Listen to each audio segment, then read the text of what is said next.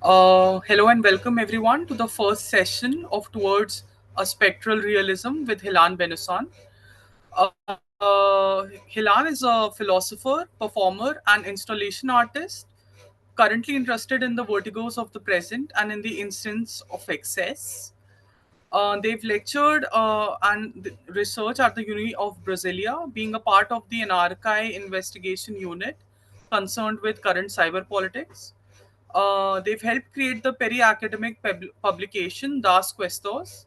They've been a visiting researcher at the universities of New Mexico, Paris State, Madras, Granada, Veracruz, Louisiana State, and Nottingham, and has recently published an archaeology, speculation, monadologies, animism, cosmopolitics, the nature of the artificial situatedness, and on rhythms. Books in English include Being Up for Grabs, London, Open Humanities 2016, and Indexicalism, Edinburgh University Press. They're currently working on spectral realism that is based on the ubiquity of memory phenomena. The spectral figuring as the link between the diachronic reality and concerns for justice. So, towards a spectral realism is the seminar. Uh, Death has always been a cosmopolitically charged, technically challenging, and philosophically salient issue, Hilan writes. Concerns with overcoming it involve both taming its dynamics and minimizing its effects. The promise of some form of immortality, for example, through religious practice or transhumanist projects, has been instrumental in various sorts of structures of governance. The quest for an afterlife has informed much of the human relation with their bodies and matter. In the tradition of Western metaphysics, immortality has been conceived in ways that associate its eternal presence and the suppression of the impact of time. This seminar proposes to move away from metaphysics. Nonetheless, one must not reject this quest for immortality in favor of the transience of presence, but rather consider immortality less as an eternal continuation of the present and more like an intermittence, much in the vein of what has been conceived as the effect of the specters. The seminar will be composed of four sessions. The first session will be on ontology and messianicity. Hilan, I hand over the mic to you. Well, thank you very much, Akshat, for this introduction. Yeah, I suppose I can start saying a little bit more about the seminar towards spectral realism, subtitle on how specters, existing or not, affect reality. So basically, what I'm going to be exploring in this next four meetings we're going to have is some dimensions of spectrality and spectral realism. Spectrality is, in a sense, the interest for specters, and I'm going to say more about this today, about the origin of this contemporary interest, and of course, talking a little bit about the issue of connecting the speculative and the spectral.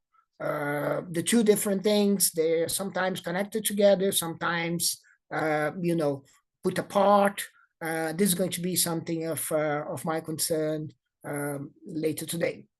And basically, so spectrality and spectral realism. Spectral realism is something that I've been developing in the last year and a half or so, coming in the form of a book that hopefully is going to appear at Bloomsbury next year. It's called Memory Assemblages. The title of the book is going to be maybe a bit mysterious until the last session, if I understand. Yeah, until the last session, where I'm going to present to you, my own version of spectral realism. Spectral realism is a term that has been coined by cultural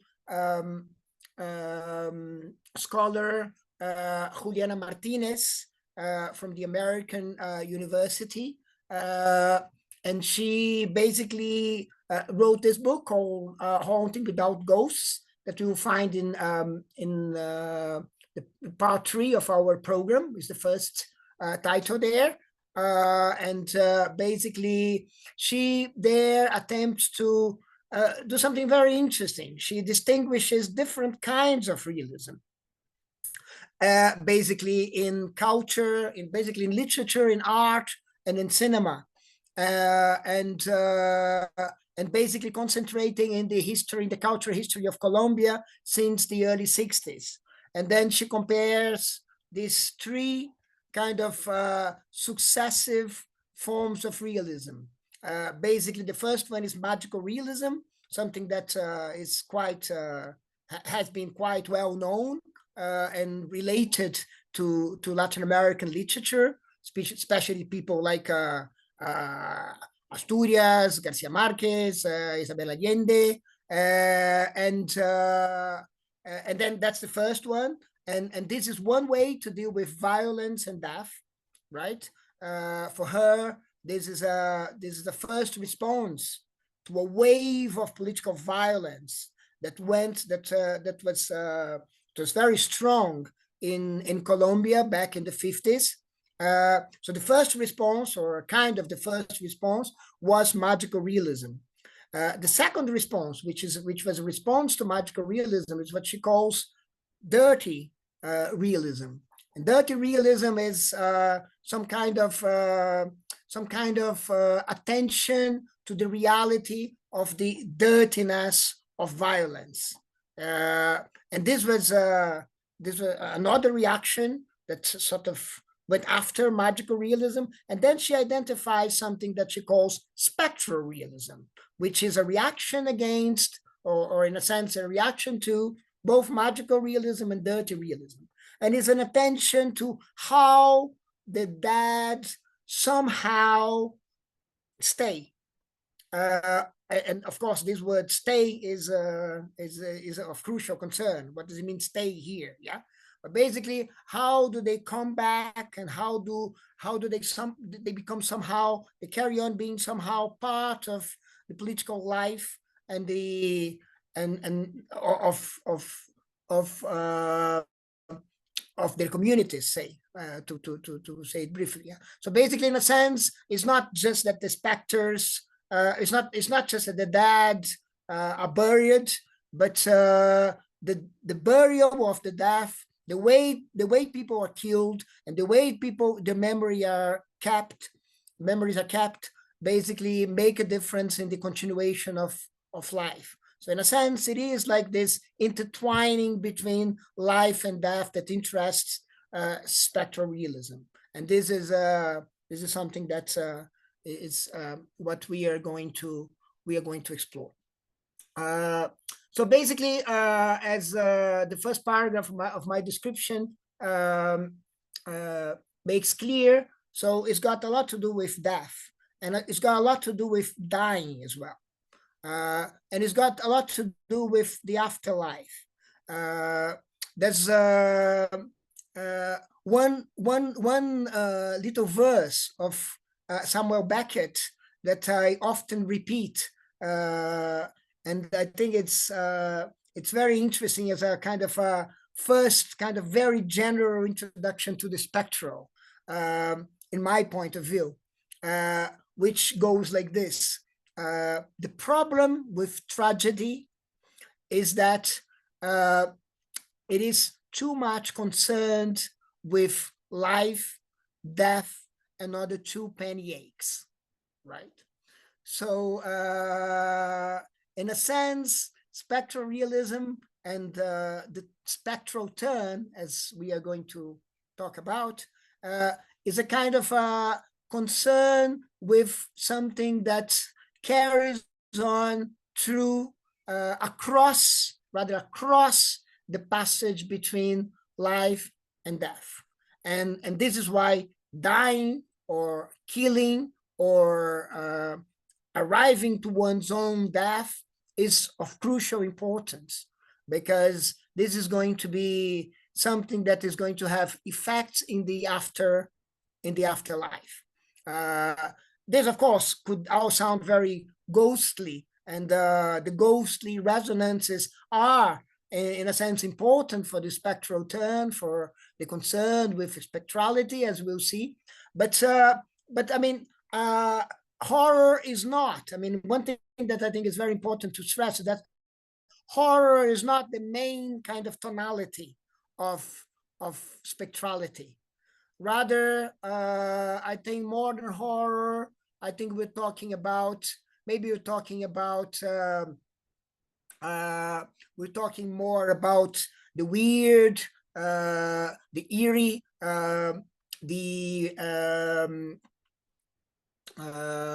unheimlich, to use Freud's term, but also, I mean, all this weird character, this eerie character, this unheimlich character, that's that I'm sort of this tonalities that I'm sort of trying to mention. They are crucially something or things that have to do with the way memory works. So it's the spectral has a lot to do with memory, has a lot to do with the way, the way we forget, and the way we remember, and the way we made to remember, and the way we made to forget, and the way we conjure things, the way we are haunted by things, the way things suddenly come back to us, the way things suddenly come back to, a course of things. So memory is going to be something that is going to be, with us all the time, yeah, and it's going to be even more so in my own take of concerning spectrality that I'm going to develop on the fourth and last meeting, where I'm going to present to you my own kind of spectral realism, as I already said. So basically, we're going to be juggling with these two things. If you want to put it this way, we're going to be juggling between ghosts and memories, right? The ghostly and the remembered. Of course, I mean, memory is a huge thing. It involves not only our capacity to store things or somehow to archive things, to recover things, to keep things, but memory is spread around the world in the sense that there's the things are retained, things of the past are retained in things that are often unexpected. And for instance, I engage with things like dendrochronology. I engage with things like archaeology, because these things, in a sense, surprise us by telling us that the past is being somehow there in a kind of an inert way, in the sense that it's been waiting to be retrieved. But of course, I mean, it's not, retrieving is an action, as we're going to see. So in a sense, it's there, but in the sense that it can come back. So that's why I mentioned in the first paragraph that Akshat read to you, I mentioned intermittence, the idea that things come and go like ghosts. Like, for instance, we have this word that I think is also in this first kind of starting remarks interesting to bear in mind. We have this word, the revenant. And the revenant is very interesting, because the revenant is comes from le revenant, comes something that comes back. So if you think of a ghost, for instance, the first appearance of a ghost is already a coming back. So the ghost doesn't just arrive; it comes back. So in a sense, this is how memory itself works, because things come back to us. We sometimes after an effort of trying to remember, or just something that comes back to us out of our own control or will. So so in a sense, ghosts and memories have this, say, this, at least this element in common, which is like coming back is crucial. Yeah, coming back is like an essential element of what these things are.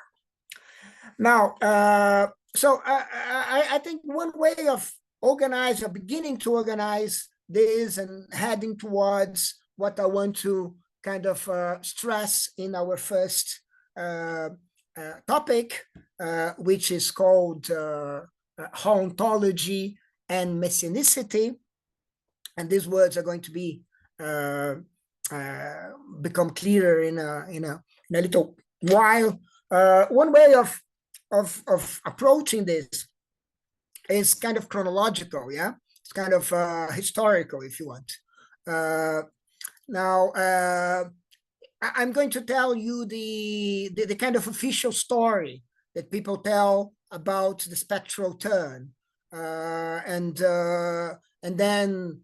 then of course, I mean, not going to go into too much details. You're going to see this in some of the readings. You're going to be able to go through this in a little more details, and there are the things that you can consult. But basically, I think this official history kind of tells us, where we are and where we're coming from, etc. At least in a preliminary way. So basically, the official story has that the whole spectral turn started 30 years ago in the year 93 with the publication of Specters of Marx, a book Derrida wrote, in a sense, already as a response to a state of affairs. And maybe we can put it like this. He was responding to a state of affairs that we can call Fukuyama, right? Which was the state of affairs of the end of history that kind of appeared with, the fall of the wall, the end of the Soviet Union, and in a sense, the new international order that were kind of was advertised at that time, meaning that, kind of liberal democracy triumphantly became like the only game in town, right? With variations and with maybe some room for improvement. But basically, that's the game. That's a social game that are going to be like hegemonic through the rest of the world. Some kind of minor conflicts could appear, but basically the big conflict had been gone. So Specters of Marx was a kind of a response to that kind of state of affairs. And of course, I mean, what Derrida had in mind to begin with could be summarized like this. Maybe we can agree that all this, that this event, in a sense, somehow meant that Marx is indeed dead. However, his specter is not. And now he decided to take this very, very seriously. He decided to take this as a kind of as an opening to a study of specters. That, in a sense, if you think about it, and we're going to talk about this, in a sense, was haunting him for some time. If you go through Ghost Dance a film of the 80s where Derrida makes an appearance. He's already talking about how he sees, media. Yeah, and this is a very important topic for us as well. He sees media. He sees basically modern media. This thing that we are, doing here, all this, spreading of images from around the world, and we're all joined together. Our images are joined together. Uh, he's already he was already seeing modern technology, modern media technology, as like a means of multiplication of ghosts, right? So basically, instead of saying with technology we're going far away, we're distancing ourselves from ghosts, specters, and those things that are not so well defined. Quite the opposite, yeah, or not quite well fully present. Quite the opposite. We are multiplying ghosts, and we're multiplying images, we're multiplying sounds, we're multiplying narratives, and this is something that, in a sense, comes with an urge. We have to think through ghosts, think through specters, think through the revenant. And this is the challenge. This is a challenge he takes on in Specters, yeah, in Specters of Mars. So basically, it is.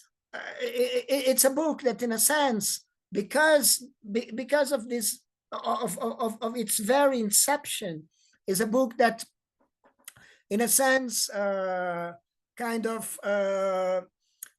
had as a consequence a kind of rereading of Marx after what I just called the Fukuyama event, right? It involved a rereading of Marx, but it involved far more than that. It involved like a hint towards a different way to conceive, maybe to conceive thinking itself, right? By engaging with that kind of, with the spectral element that somehow he was invoking. Now, basically, well, I'll tell you a little bit of the story. Carry on a little bit a little bit of the story in of this last 30 years, of this 30 years of spectral turn, if you want to put it this way. So basically, the first reception of specters, and this is going to be important because of our second item in our reference, in our bibliography of the first session, Marx and Sons. The first reaction was not a reaction to actually opening up the realm of spectrology. In Specters of Marx, Derrida coins the word hauntology, ontologie. This word is not a perfect pun, yeah. It doesn't quite work in French. It doesn't quite work in English, as you see. But in a sense, it's a good word, yeah. It's a word that, in a sense, contrasts, and I think the contrast is meant and very important with ontology, right? So this is very important. So it's not about what there is, but it's rather about what haunts, maybe what haunts whatever there is, or maybe what haunts independently of being or not being. Of course, I mean, the subtitle of this seminar, existing, how specters, existing or not, affect reality, has something to do with the way Derrida understands hauntology in the Specters of Marx. Because at some point he says, in the book. At some point in the book, he says, but then you would say, but specters, they don't exist. To which I would answer, of course they don't. So what? That's not the issue. Yeah. Or maybe rather, I think this is the to me this is where he's hinting towards what I'm now calling following, and following at the same time distorting what Juliana Martinez does in describing spectral realism. In a sense, he is hinting towards the idea that specters, ghosts, hauntology somehow comes before the question of existence or non-existence. So in a sense, it's not playing that game. It's not playing the ontology game. It's playing something that is maybe a condition, and I want to go back to this in a while. Maybe the condition for something to actually exist or fail to exist. We're gonna be back to this soon. But just to carry on a little bit with this kind of chronology of 30 years of spectral realism of spectral turn, then in a sense, the first reaction to the book was, I think, a reaction as to say, well, this is a reading of Marx, and a reading of Marx that of course caused many reactions, and those reactions were compiled in this Springer book called Ghostly Demarcations, which was a product of a conference in 98, 99 in California. And so you have like Eagleton, Jameson, Tony Negri, Pierre Macheret, a lot of the kind of, to put it in a very kind of blunt and coarse way, the Marxists of the time, some big names of the Marxism of the time of the 90s, of the 1990s, responding to specters of Marx. And the responses are not, most of them are not very, very sympathetic. They're not very welcoming. Basically, a lot of what Derrida says doesn't go down very well in with those folks. And then the book is composed of these reactions, followed by this very interesting text where Derrida responds to each of them and to them in general, called Marx and Sons. And this, in a sense, I mean, to tell a story, I don't know, history is such a difficult thing to tell, I mean, to make, yeah? But to tell a story, maybe in a sense, that kind of closed, we can say that closed a chapter in the reception of the book. At the same time, or after, or actually after that, or as a reaction to that, other things started to happening here and there that were interested less in Marxism and more in spectrality. Yeah. So this is where spectrality comes to the picture. Yeah. And then throughout the 2000s, you have like a huge amount of scholars from different, or thinkers rather, yeah, from different kind of fields engaging with spectrality.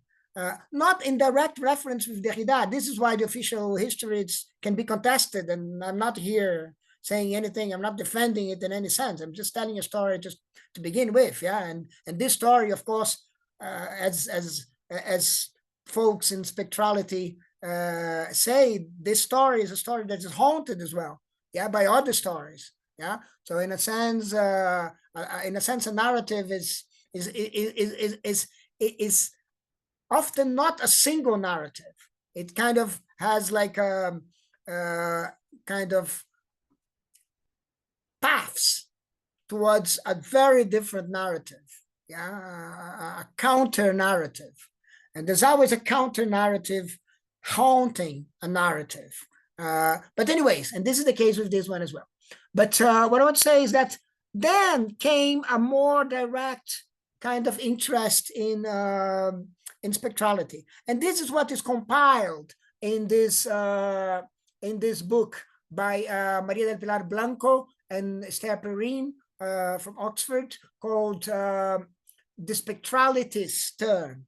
That's the way they put it, and I think it's very wise, because when we say spectral turn, we risk to talk about, to have the impression that the spectral term is kind of a single track thing, a unique thing, is a monolithic thing, and it is not. Yeah, there are many different ways to engage with spectrality, so that's why they use the plural. Yeah, spectralities turn. So it's a kind of a many it's a many track turn that we're talking about.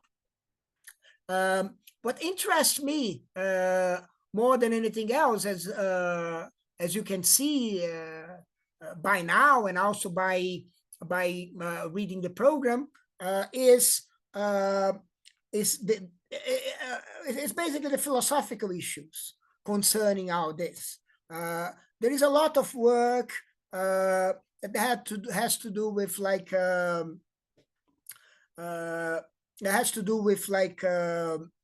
cinema and literature, and I think this is very interesting, and they inform a lot. Like, I think Juliana Martinez's work informs me a lot in my conception of spectral realism, but this is not my primary concern, if that makes any sense. So basically,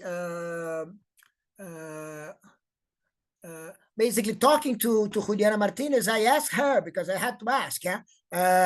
So tell me, spectral realism, is this a term that you coined? She said yes, and I said, what is the history of this after that? Because her book was out in 2020.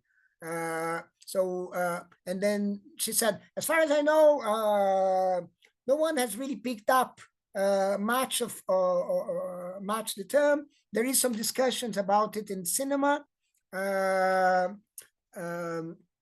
So in a sense, is a kind of a brand new thing as far as I know. This is not crucial, of course, but this is just to kind of finish my kind of brief history of the spectral or spectrality's turn.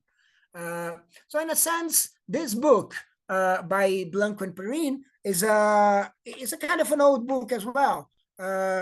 It's a book from 2013. It has already, it's sort of, in a sense, you can say it is a book of after 20 years of spectral turn, and now we have like 10 years more. A lot of things have happened, and in a sense is a way to actually understand how broad and how kind of diverse is the turn. What I think is important for my own concern in spectrality or in spectralities is that interestingly, this have had an interesting impact in the philosophy of this continent where I am from as well, which is Latin America, and basically I'm thinking about few philosophers that unfortunately haven't appeared in the course directly because they haven't been translated into English. But basically I'm talking about an Argentinian philosopher called Fabián Ludueña, who published throughout from 2010 to 2021. He published a 5-volume book called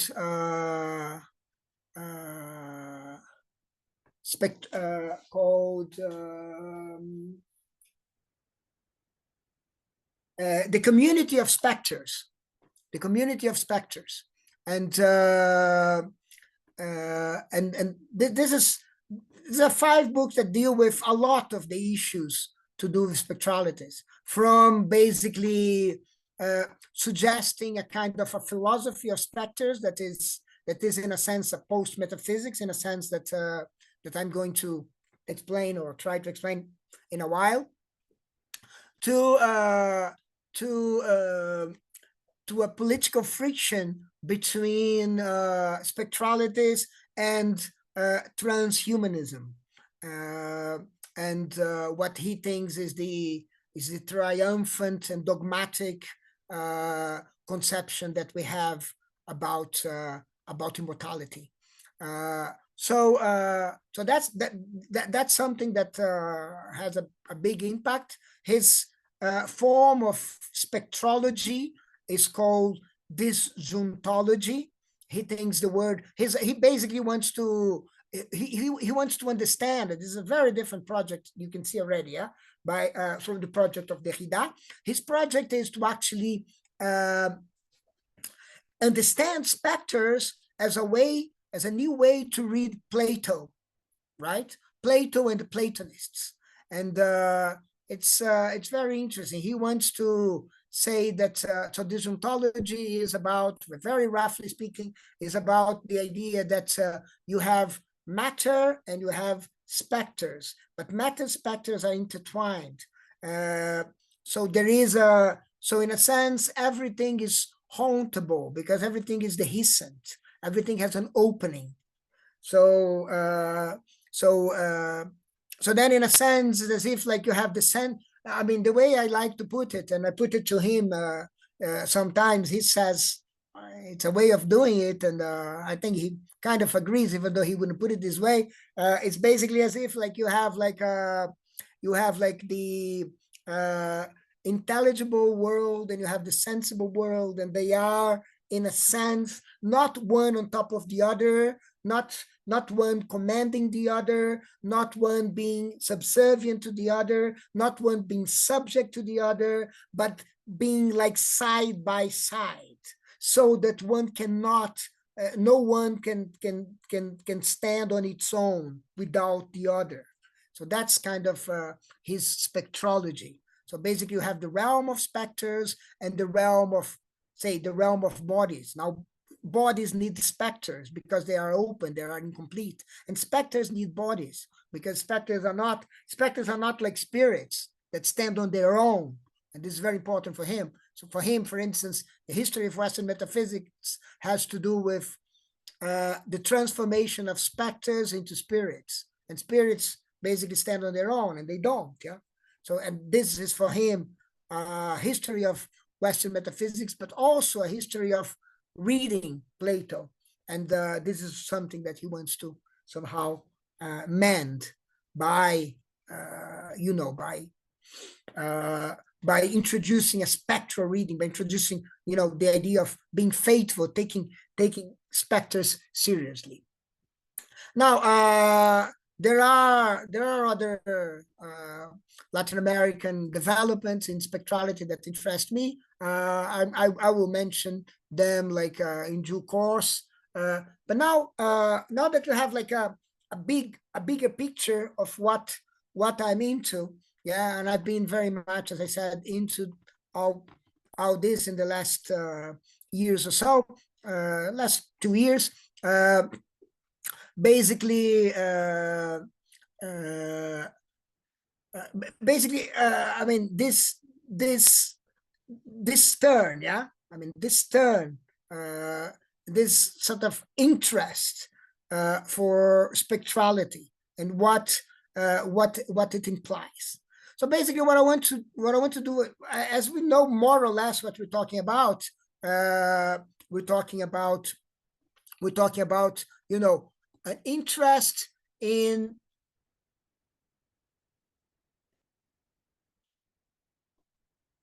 an interest in specters that, as I said, has something to do with ghosts, something to do with memory, therefore something to do with revenants, something to do with intermittence, something to do with with what is not constantly there, but insists. Now, what is the main concern of Derrida in Specters of Marx?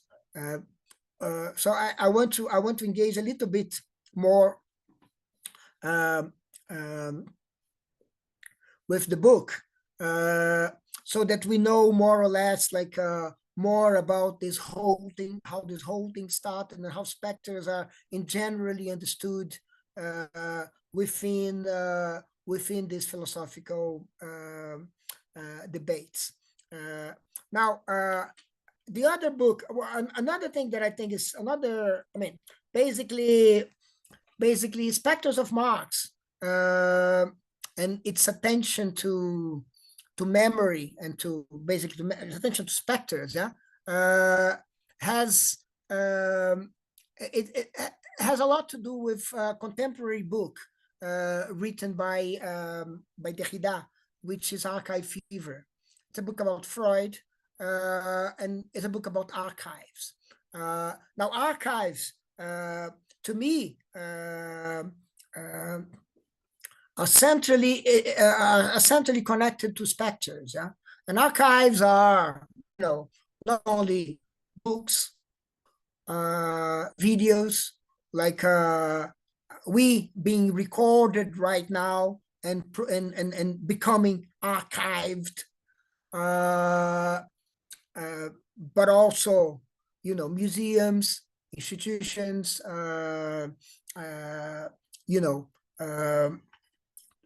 ways we keep track of the past of all sorts, ways the past keep track of themselves. So in a sense, archaeology is a sister kind of concern with spectrology. So to be concerned with specters is to be concerned with archives, and vice versa. Now, for Derrida in Specters of Marx, it's the main concern, in a sense, is how to inherit Marx.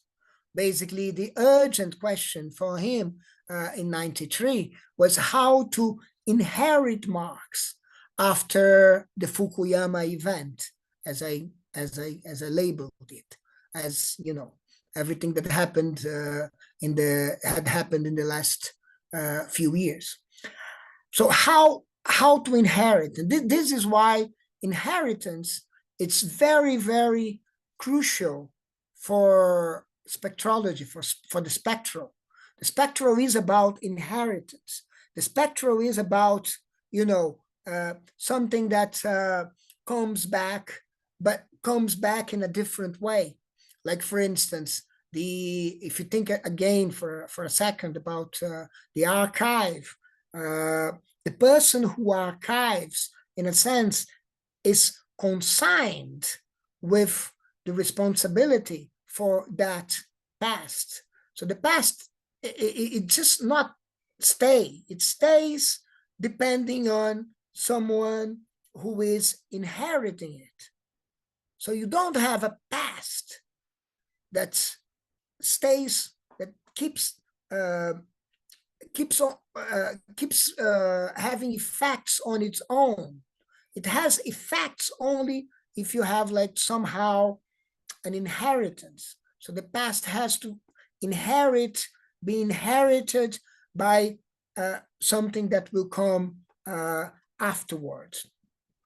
So basically, the issue of inheritance is very important for Derrida there. And as he remarks sometimes in the book, inheritance is something that is also connected to grief, right? So in a sense, grief is a way of archiving or registering death. And basically you inherit, the basic intuition here is that you inherit when you are in grief, right? So in a sense, it is and also you're going to end up, you're going to have your inheritance, you're going to have your lore after going through grief. And grief is very transformative because in a sense it's like taking in not death, but a death, a singular death, something specific, something particular, and something particular that happened in a sense to you, even though it didn't happen to you. It happened in a sense to you in a by proxy, if you want. So in a sense, inheritance is a crucial thing. So, for instance, for Derrida, he's going to say things like, you know, being more than being like a persistence or a subsistence or something that is substantially present, is something that is inherited. So inheritance becomes like a kind of a crucial question for him. And the thing about inheritance that is very interesting, and in particular, if you think about inheriting Marx, it's or rather, if you want, inheriting Marxism, right?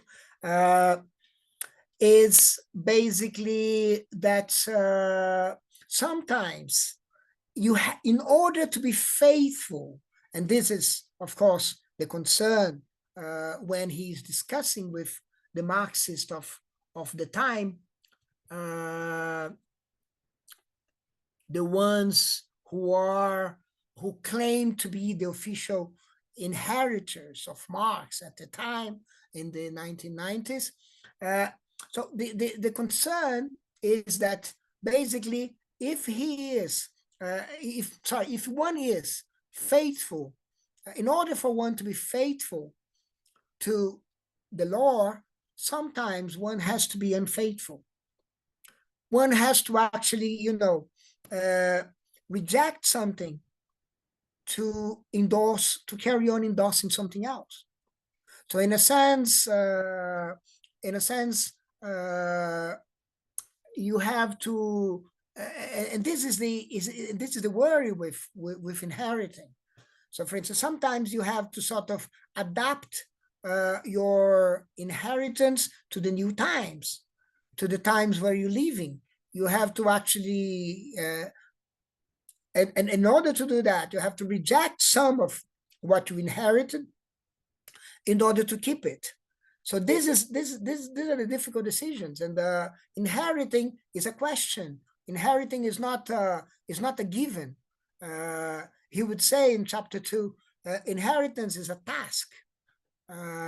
It's something that you have to find your own way to inherit.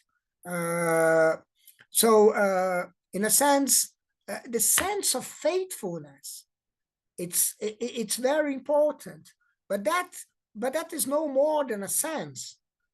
And of course, you can already, at least some of you, I think, may already be understanding how deeply the region is this concern with inheritance.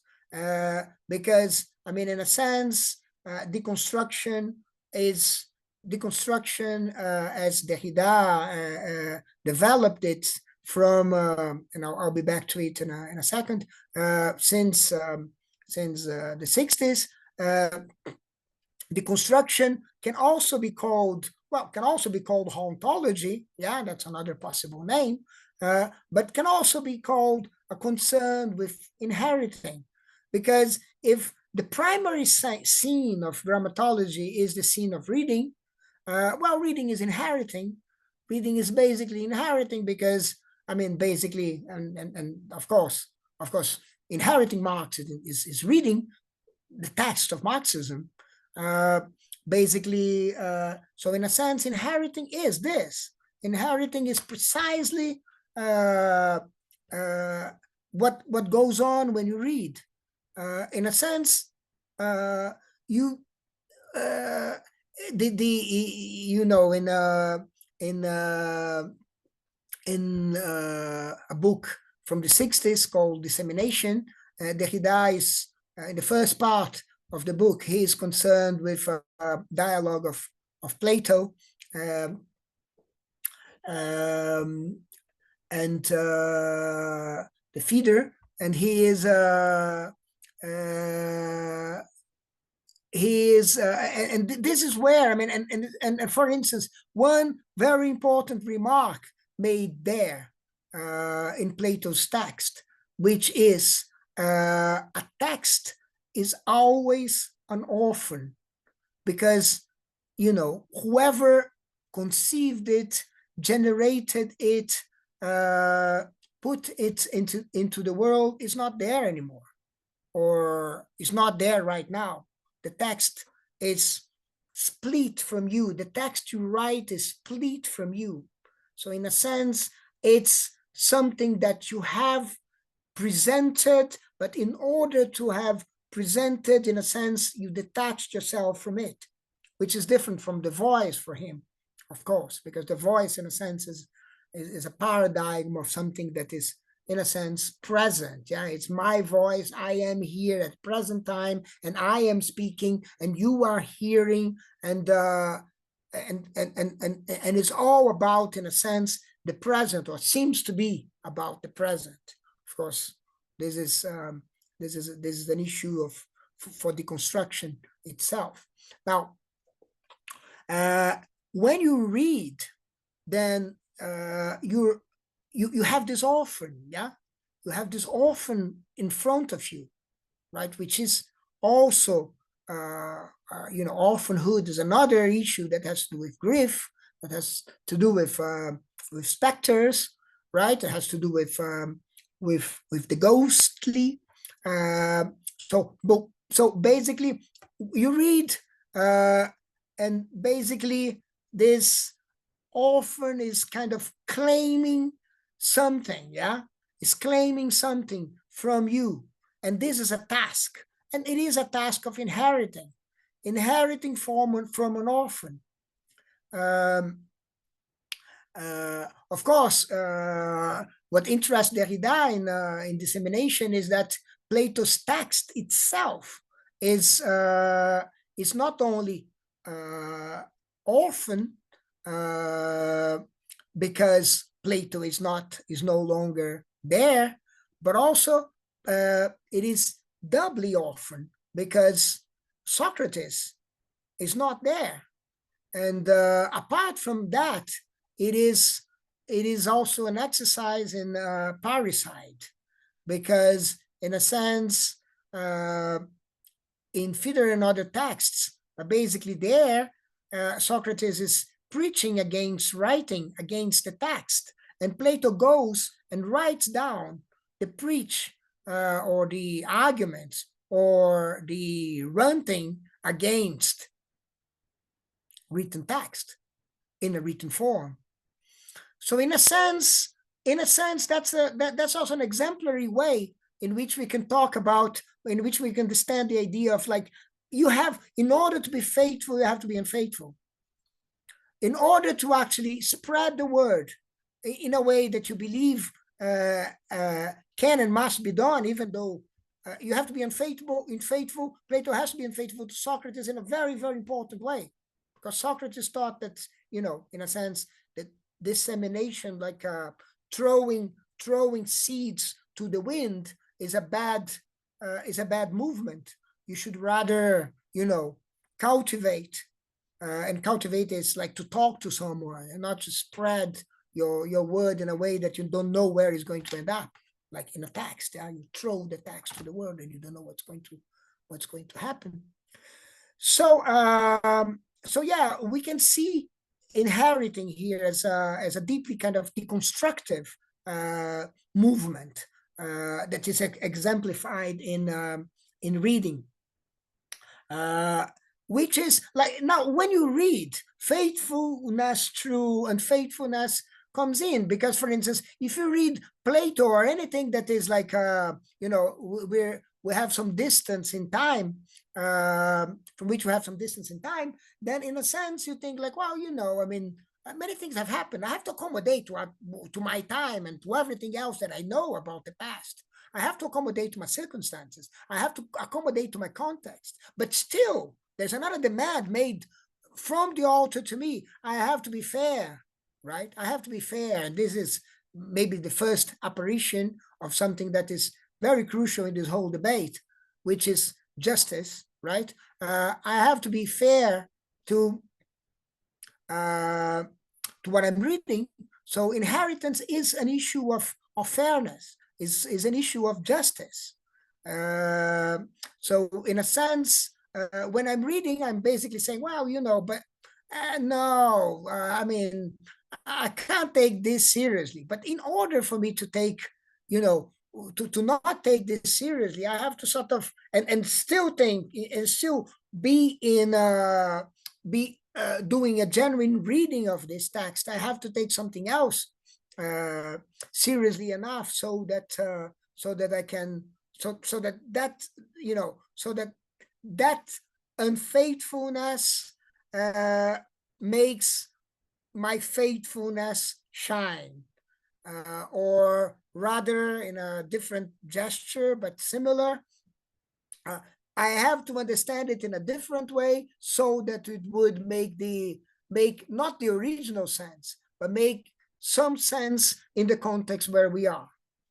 So when successive reading and successive readings, and this is the kernel of deconstruction, sort of makes us obviously takes us very far away from the author intentions, the author elusive vouloir dire, as Derrida would call it, intentions, what the author, what she wanted to say. Now,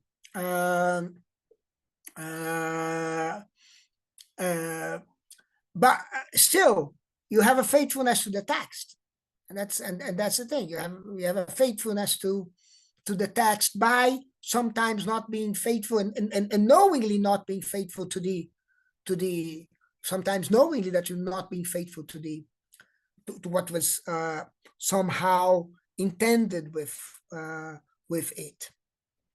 And this is where inheriting marks, this is how inheriting marks and the difficulties of inheriting marks can be appreciated. He is distant from Marx. I don't know, 100, I think something like 110 years from his death, right? 1883. So in a sense, back in 1993. So in a sense, many things have happened, yeah. And how am I going to be faithful? Maybe true in faithfulness. How am I going to be faithful to Marx?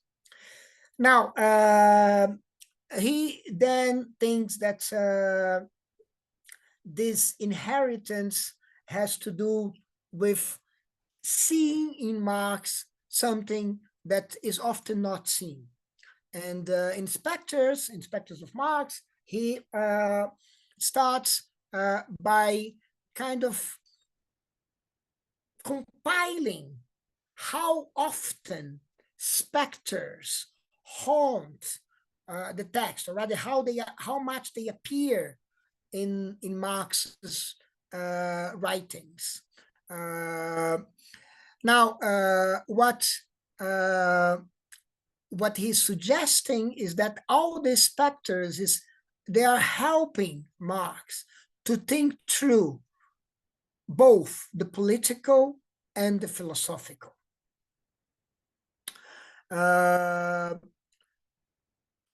So in a sense, he's seeking the company of ghosts.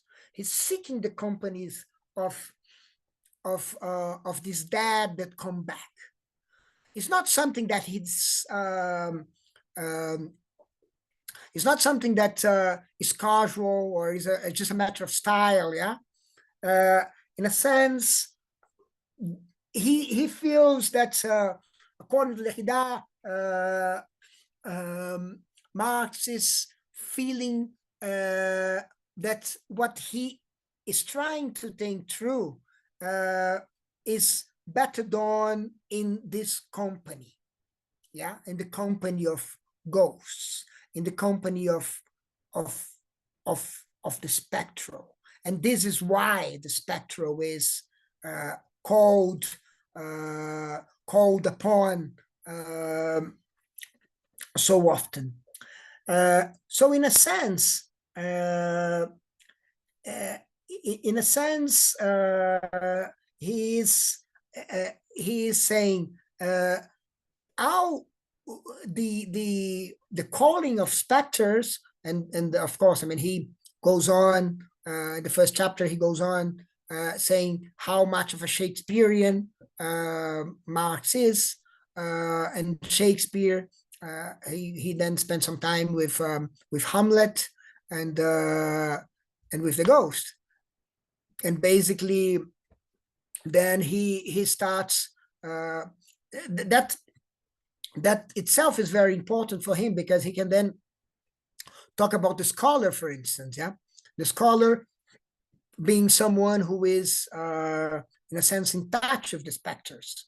Like, I don't know, philosophy is spectral, yeah, because it's all about the inheritance, how to inherit, I don't know, you name it, Canguilhem, Simondon, Souriau, or whoever, yeah, how to inherit, Derrida, how to inherit.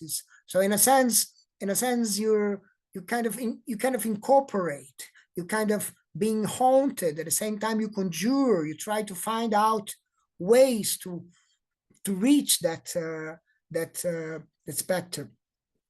But more than that, what Derrida finds in the text of Marx is that with everything that he is, with the whole set that the text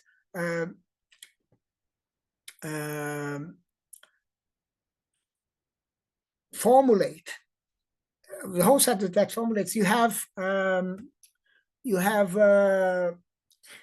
a spectral concern, a concern with something that is at the same time in Marxism not attached to any religion and not attached to any nationality, to any territory, is something of a different order altogether, as a kind of political philosophical project.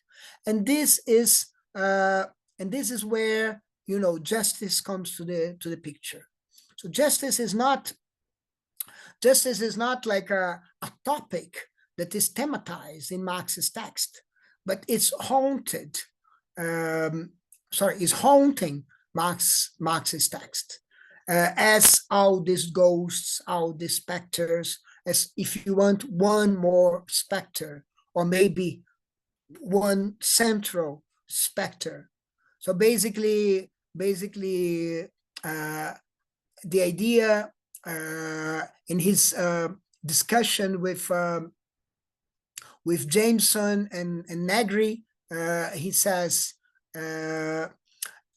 basically for Negri, Marx's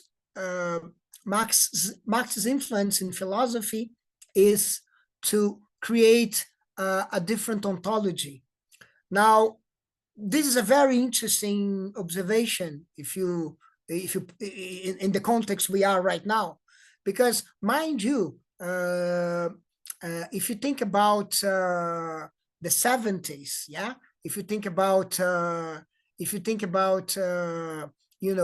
classical approaches to Marx in, say, in France in the 70s, I'm thinking particularly of the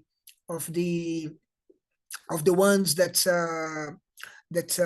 Benjamin Noyes labeled accelerationist, the accelerationist text. I mean, the regional accelerationist text. Yeah? For him, for Ben Noyes, is basically the anti-Oedipus, libidinal economy, and Baudrillard's symbolic exchange and death. So basically, you have like these three texts that are, in a sense, in some reading, some readings that that in a sense were like operative, I think, in the 90s and in the 2000s. They were like trying to somehow provide a kind of an ontology to Marxism. So Marxism would be a philosophy because, not because of the specters, right? That this is why I'm saying this, not because of the specters, not because of this crucial concern with justice that is not religious, is not national, is not ethnic, is not territorial, but uh,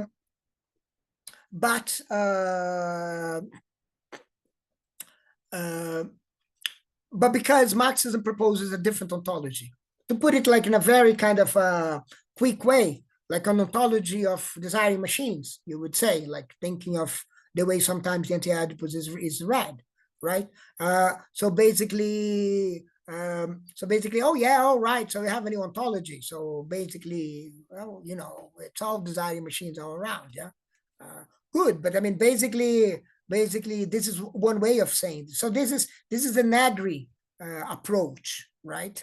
And in fact, it's very interesting because even though Derrida in the beginning kind of criticizes, says that he doesn't share this take on Marxism um,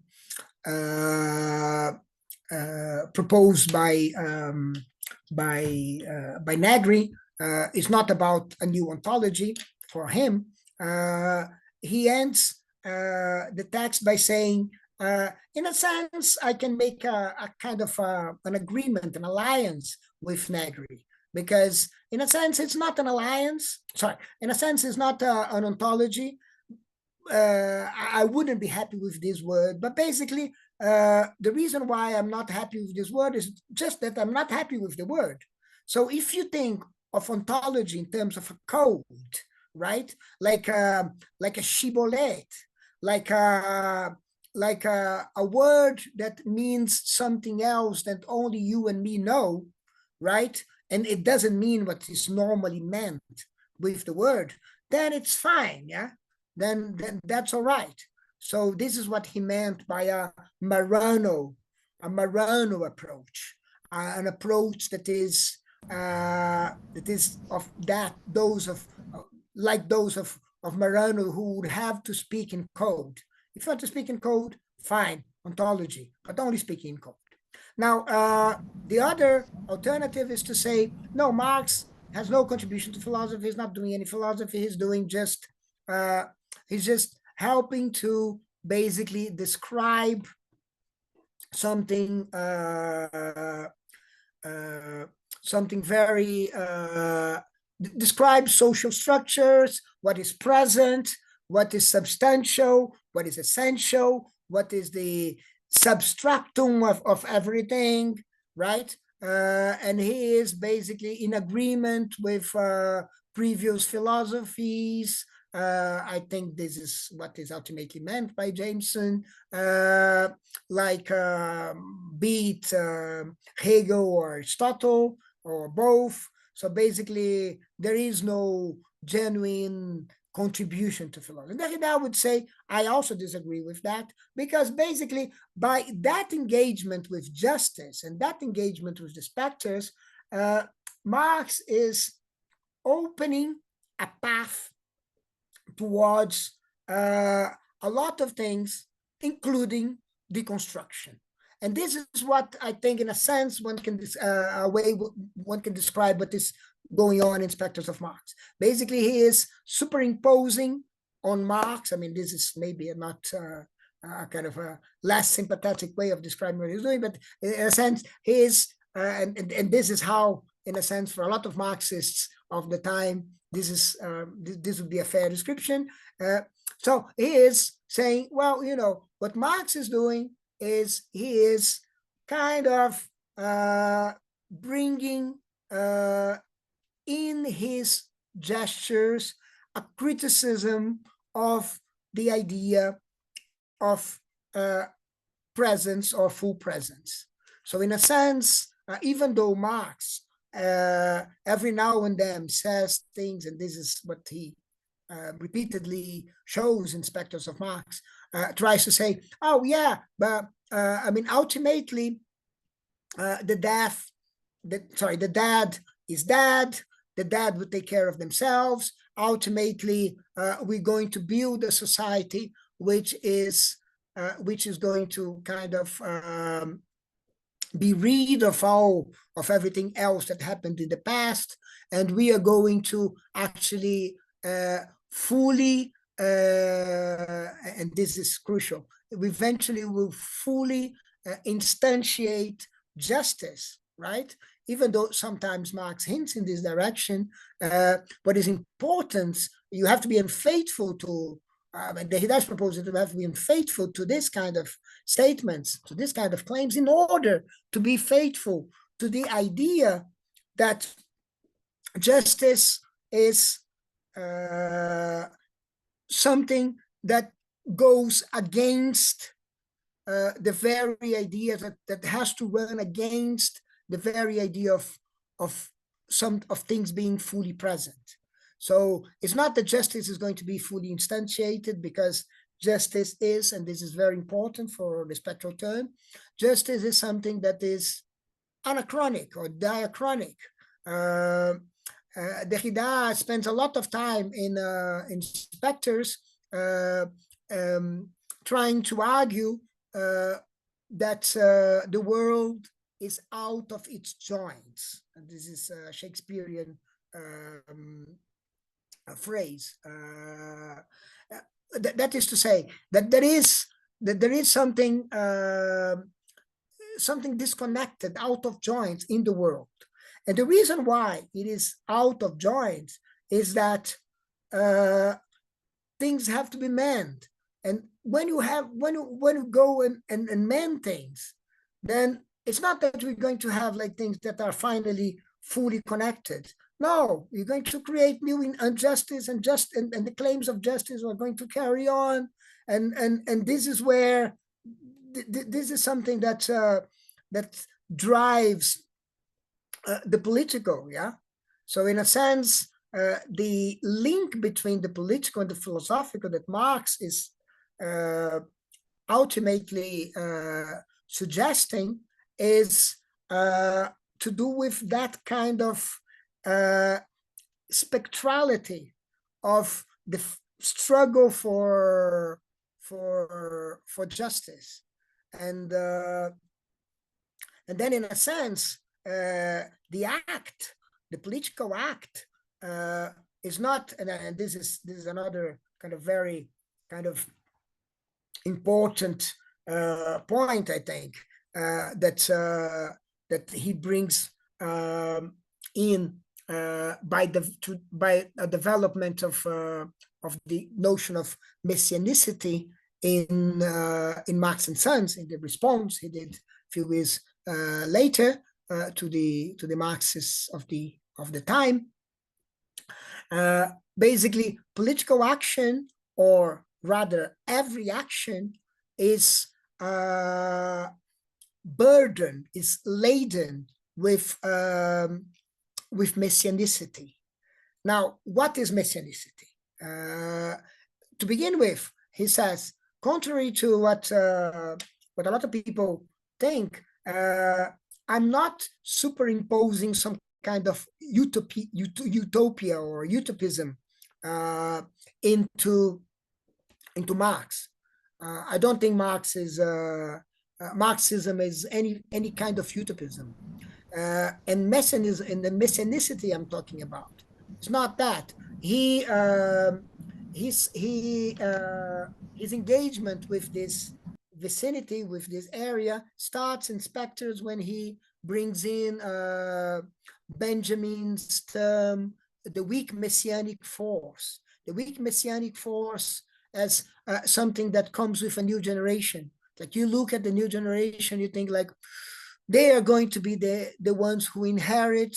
They are going to actually, make sense of what they couldn't make sense.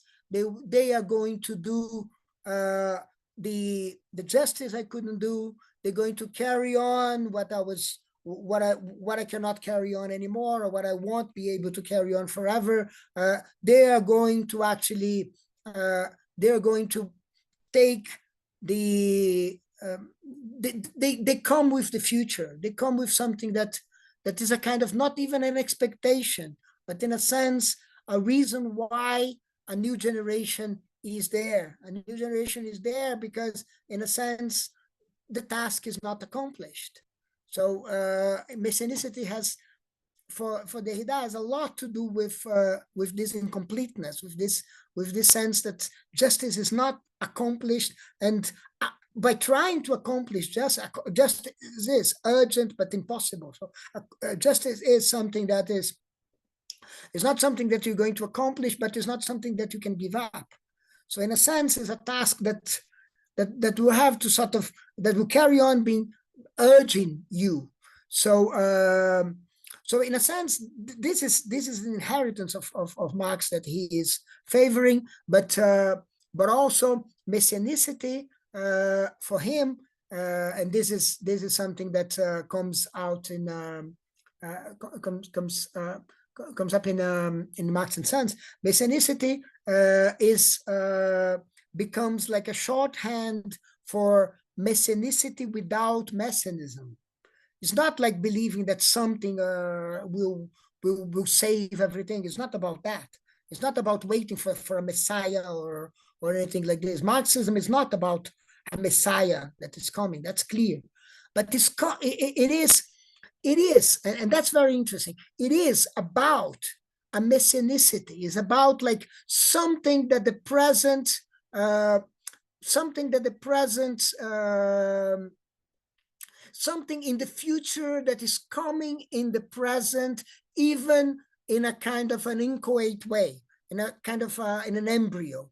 Like the future is coming exactly in this new generation that Benjamin was talking about. That the future is coming exactly, I mean, it sort of allows for some expectation. It's not even expectation.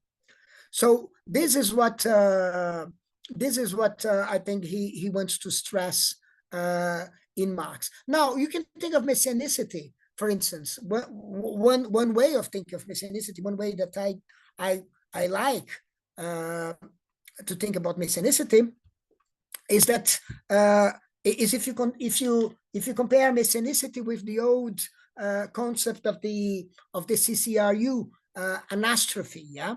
So anastrophe is I think they say catastrophe is how they say the catastrophe is the past broken apart, whereas anastrophe is the present, the future coming together in the present. So catastrophe would be the past breaking apart in the present, right? Whereas anastrophe would be the future coming together in the present. So this is how it looks like. The future sometimes looks like ruins, but basically it's not ruin. It's a construction site. So I think this idea is where messianicity is. It's like of course, I mean, in a sense, I mean, this is not something with which Derrida engages an astrophy or anything like this. But I think it's I find it very interesting to think of the specters of Marx as almost contemporary of the CCRU. I think this is kind of an interesting kind of way of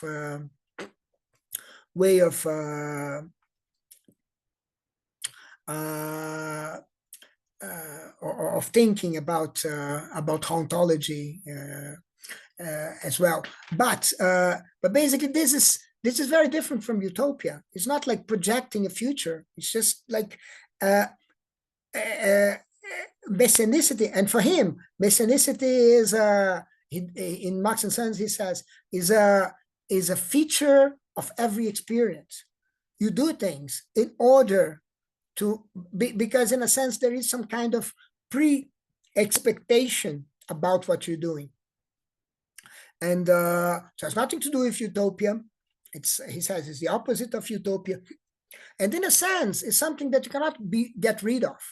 And this is maybe a point where maybe we can stop and I don't know, take questions. I just want to say, just like justice, messianicity then appears, right? Justice as spectral, but messianicity also appears as something that Derrida would call um,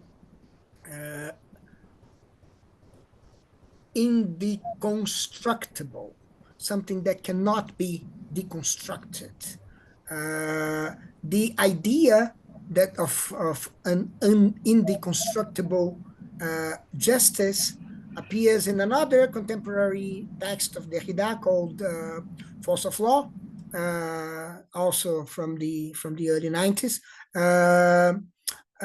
And the idea that messianicity is like justice, something that cannot be deconstructed, appears in Marx's sense, years later, therefore. So in a sense, it's something that, so in a sense, that is, in a sense, a limit of what you can do as a reading of Marx. Justice and messianicity. In a sense, Marx is kind of, think of the anastrophic if you want, but it's like somehow looking at the present as like pregnant with something that can come afterwards, can come next. So there is some kind of future being gestated in the present, and this is not utopian, this is not expectation yet. And Marx is concerned with justice. So basically, and this is something like, people complain about specters of Marx, is like as if like some of the basic tenets of Marxism kind of disappears, like for instance social classes. But I mean, basically, I mean, what Derrida wants to show is that in Marx's text you see a concern for justice that is everywhere in the text, no matter how the analysis is going. So in a sense, this is where he finds encouragement for saying, deconstruction is one of the inheritors of Marxism.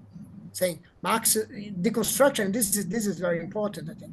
Deconstruction wouldn't be possible without Marxism. And this is also very important for Derrida, and with this I kind of, open the floor for questions and whatever. Yeah, the moderator suggested that I should do that after 45 minutes or 1 hour. I haven't been keeping track of the time, but I just want to say that. So basically, I mean, you normally have this story that deconstruction is an inheritor of Heidegger, yeah, and I think in a sense Derrida in an interview said that Marxists would benefit of inheriting some Heidegger, something like this. But what matters for me here is that he's saying, yes, of course, the criticism of full presence, criticism of the idea that the criticism of the idea that things are substantially present and ultimately always in the present. The criticism of this has a lot to do with the the criticism of ontotheology made by Heidegger. So it's not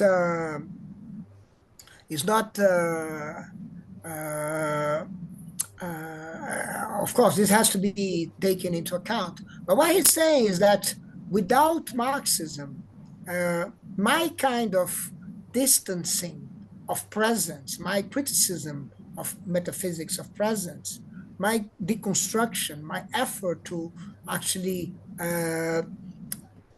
you know, um,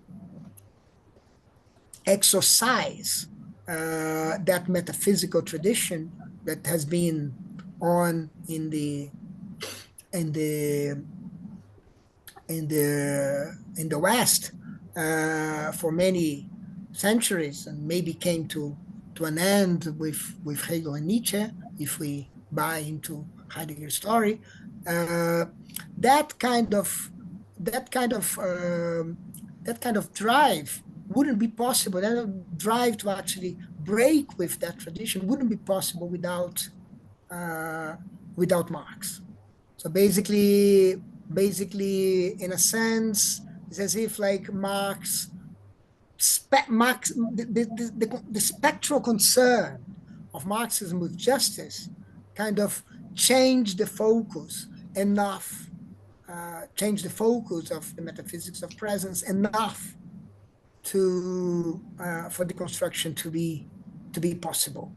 So, So in a sense, this is his kind of way of inheriting Marx. But yeah, okay.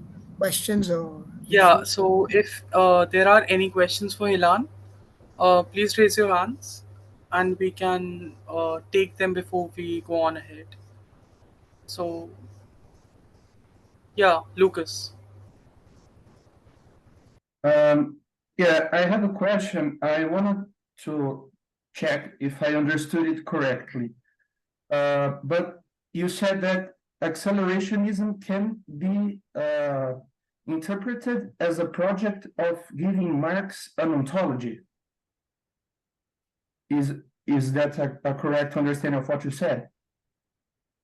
Okay, and I didn't quite understand why Derrida refuses this ontological take on Marxism, and if you could elaborate on that, I would appreciate it.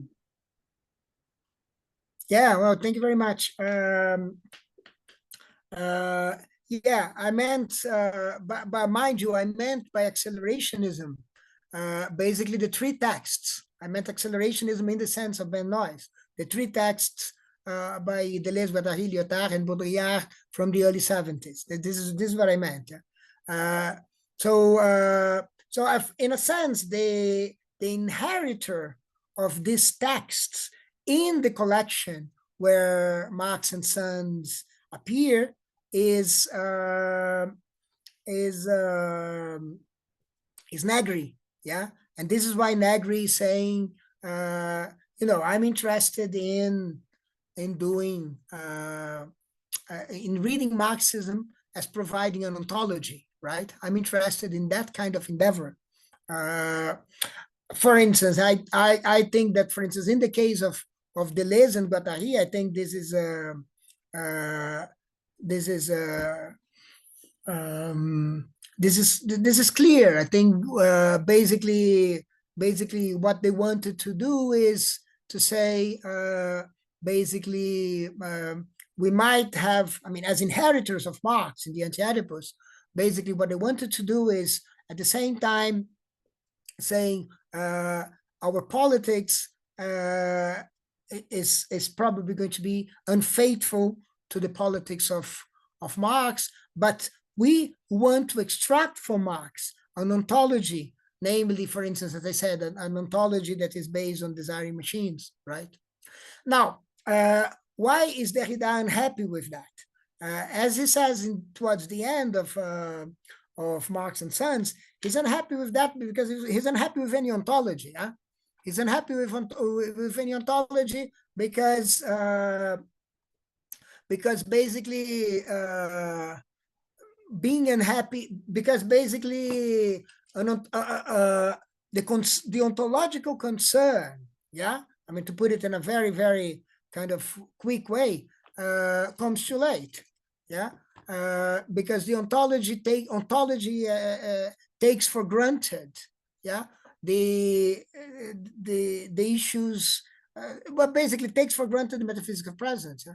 Takes for granted what is fully present there, yeah, and that reality is, as I say often, a landscape of presences, yeah.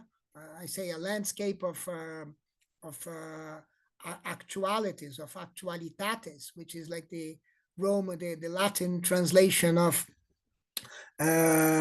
energeia, yeah, the Aristotelian word.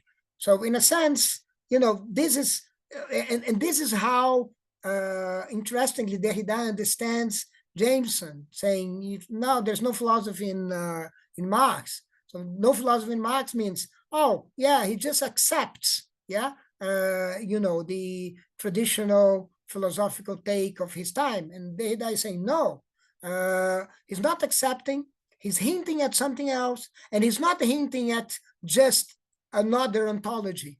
He's hinting at something, in a sense, deeper than that, deeper in the following sense. In Marx and Sons, he put it this way: ontology is the condition of possibility for ontology, politics, and all the rest of it. So in a sense, before you talk about what exists and doesn't exist, you want to talk about what constitutes presence, right? What is behind presence? What makes something present? Back in the grammatology, he coins a word that I kind of like very much, but a lot of the regions don't like. And in fact, I think Derrida never, as far as I know, never comes back to this text, to this term. It's he uses only once or twice the word ultra transcendental, which is, I think, very, very interesting. I mean, I think it's very, it sort of make things very clear, yeah, to me, yeah, because basically it says, well, the transcendental, yeah, I mean, he's like quickly there with Kant, basically. The transcendental has to do with the conditions of possibility of, knowledge, experience, and stuff.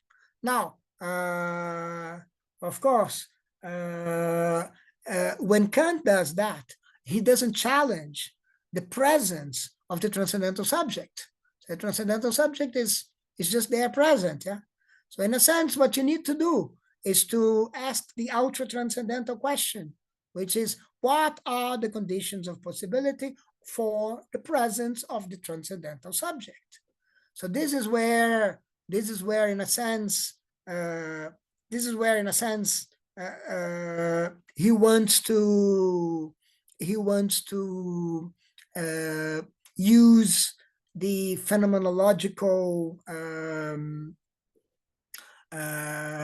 equipment in order to actually look at what is behind, underneath, as a condition of possibility of presence. And in a sense, what he sees in Marx, and this is where, the spectral comes very, because mind you, I mean, when he says presence, ontology is the condition of possibility for, ontology and stuff, but he's saying is that, well, ontology comes first. And basically what he's saying is that specters, yeah? I mean, in a sense, a specter is a presence. A specter is not quite a presence, but it's not quite an absence, yeah? So this is what presences and absences are made of. So this is kind of one bet of spectrology of the spectral turn, or the spectrality's turn. So let's look at what is underneath what seems to be fully present or fully absent. Yeah. So the fully absent it's not completely forgotten. Let's put it this way, because there are traces. And when you talk about, I mean, mind you, when we talk about the fully absent, we already conceive it as a fully absent. We're already like invoking it. Yeah. Just to begin with. And the presence, what makes something present is is a kind of a spectral structure. So this is where more or less so in a sense, this is what he wants to find in Marx. He wants to find in Marx, and not in all Marx, in a sense, yeah. He wants to find in Marx, not in all Marx, because Marx sometimes says, yeah, all these specters, all these ghosts, we have to exercise, and we have to come up with, a full reality, yeah, that is at the present time, that is what is right here, right now, yeah. Marx just, there is fuel to an interpretation like Jameson's, but he's saying, there is something else in Marx. There is something else playing in Marx. And this is what I want to read. This is what I want to find. I want to find this, this concern with justice, yeah, that is guiding everything. And this is why the spectral is so important for him. And this is why the spectral is recurrent. So, but I mean, having said that, in a sense, and this, and I think that makes is aware of this when he says as a code, yeah, as a kind of as a language that is not fully that is not the common language, but a language that I agree between you and me, between you, Tony Negri, and me.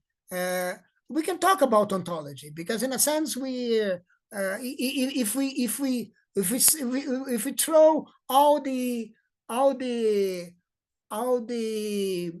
package of ontology that is associated with the history of philosophy and the history of metaphysics, and we just want to say what are the fundamental tenets of that we have to think through.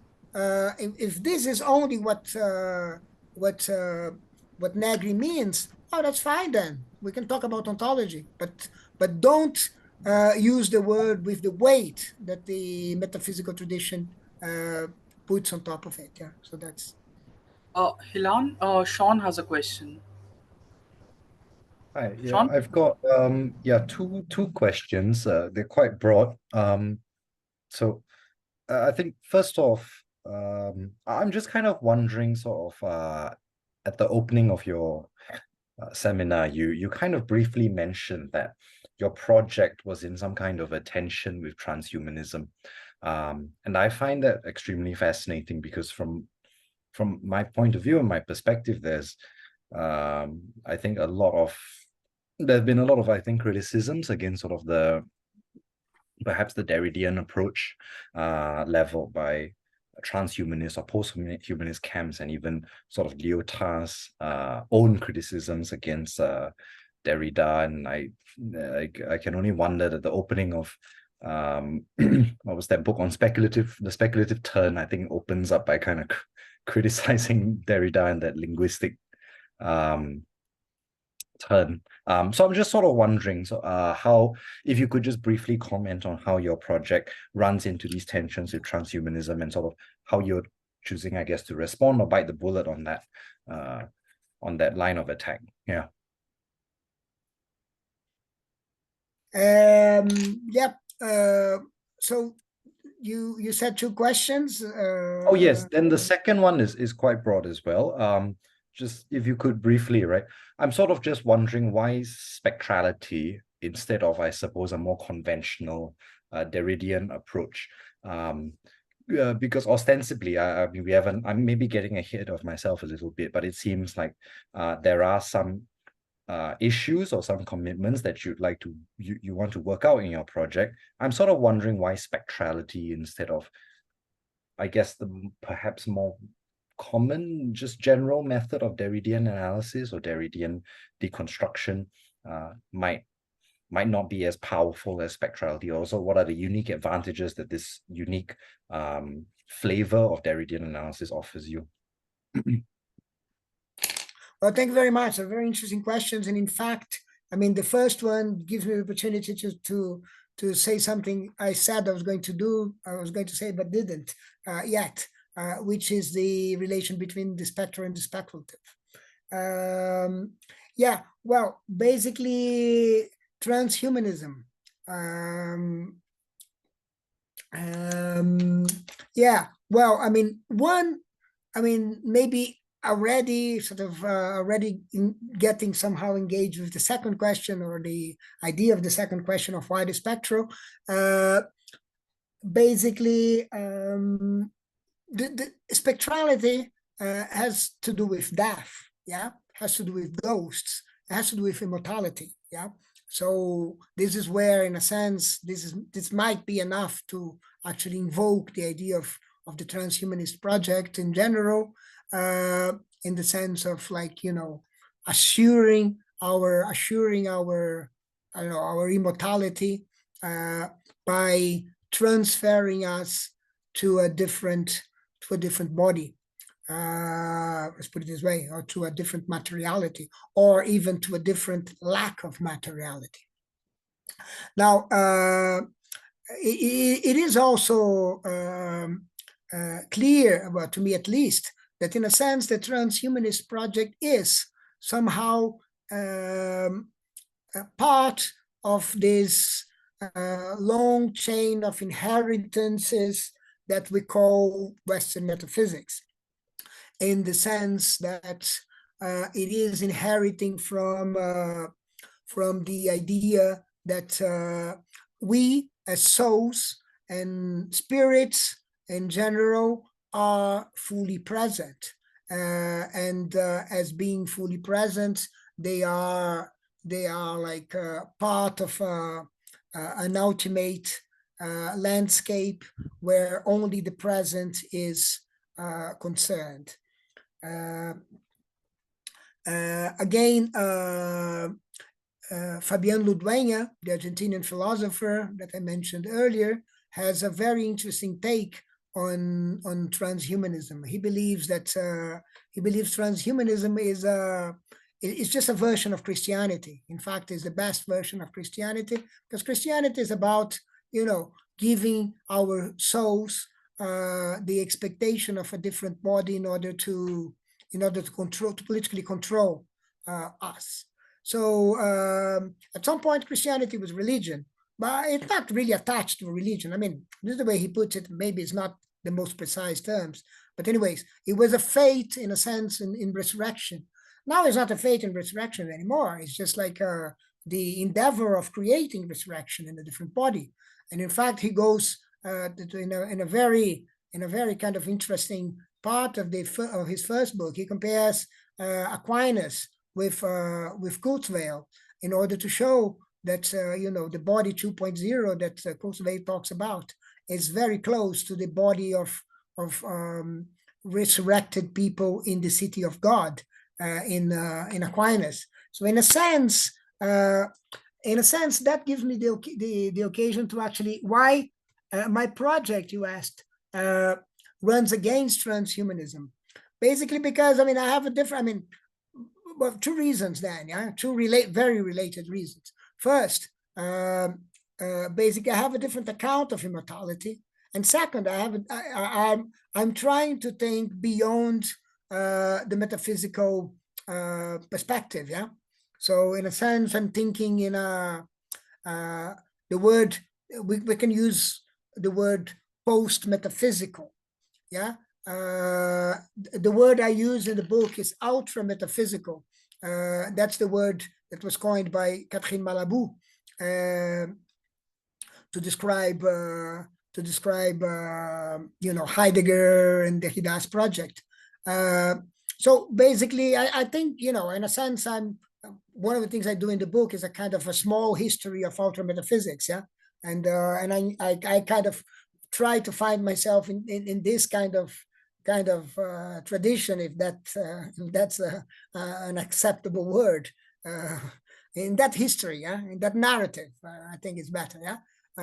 So in a sense, transhumanism is too connected with the idea of immortality as, eternity, yeah, eternal presence, right, and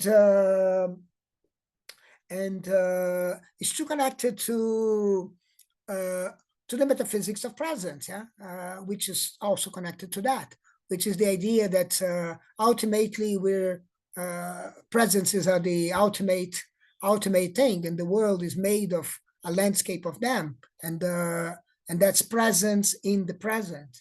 So in a sense, my distancing with transhumanism is by sort of having a different conception of what there is, which is spectral realism. I'm going to be talking about this later, but basically the idea is, from what I've already said, the idea is that memory is not only a feature of human psyche or of human artifacts, but memory is crucial to everything. So memory, in a sense, comes before existence, right? So this is what I call in the book pan-mnemism, the idea that memory, let's say memory structures, it's not the word I use, but anyways, memory structures are ubiquitous. So in a sense, that's why I kind of distance myself from transhumanism, and then in a sense, why and as a consequence, right? Then my account of immortality, if there is any, would be immortality is about intermittence. Yeah, it's not about like being perpetually you. It's like what happens in memory. Yeah, memory of your deceased ones. Yeah, sometimes you remember them, sometimes you don't. Or this is true of anybody, of anything you think through. I mean, you think of I don't know, of transhumanism, but it's not in your mind completely all the time. It comes and goes. It's like it's spray to your memory. It's spray, and memory spray to what else is around you, what comes to you as well. Yeah. Sometimes, so for instance, sometimes you I don't know, you think of transhumanism in a different context, and because this context has been somehow brought to you by something that has come. So this is where I distance myself. Now the spectral, right? Okay, and I think you said something about, and in the first question also you said some. This is why I asked you whether it is one or two questions, because I thought what you formulated the first question was already two questions, and the second one being about the speculative and the spectral.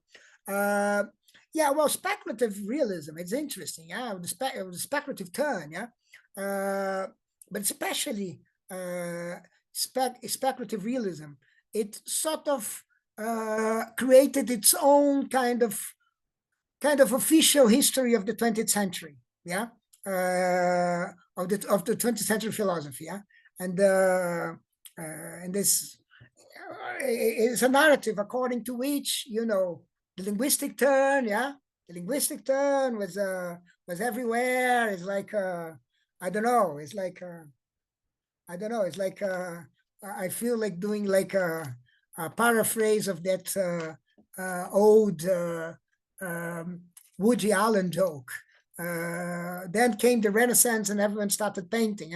It's like then came the linguistic turn, and people just were just thinking about language. Nobody could think about anything else but language. That kind of picture, and then they put Derrida in there. Yeah, and in a sense, this is why it was, in a sense, important in that moment to actually break with Derrida and trying to do something else. So, so in a sense, I think this is this is just history. Yeah, it doesn't matter. Yeah, it's like how things were, like I don't know, 20 years ago. Now, what I think is interesting to me, if we're to start with some history, is that maybe this was true of speculative realism, but in a sense was less true with its sister movement, which was new materialism, because new materialism, well, I don't know, think of Karen Barad, for instance. Yeah, but you can think of other people as well. Yeah, I think Elizabeth Gross. I don't know. You can think of or anyways, these people, they were in a sense trying not to sort of exercise deconstruction altogether. They're trying to bring deconstruction into the dialogue, and that was a different approach. Now, as far as the speculative and the spectral is concerned, I think a very important, to me, a very important landmark is which is also in your program, is that we are going to officially discuss next week, or at least mention next week. Next meeting is Deborah Goldgaber book of 2020, Speculative Grammatology.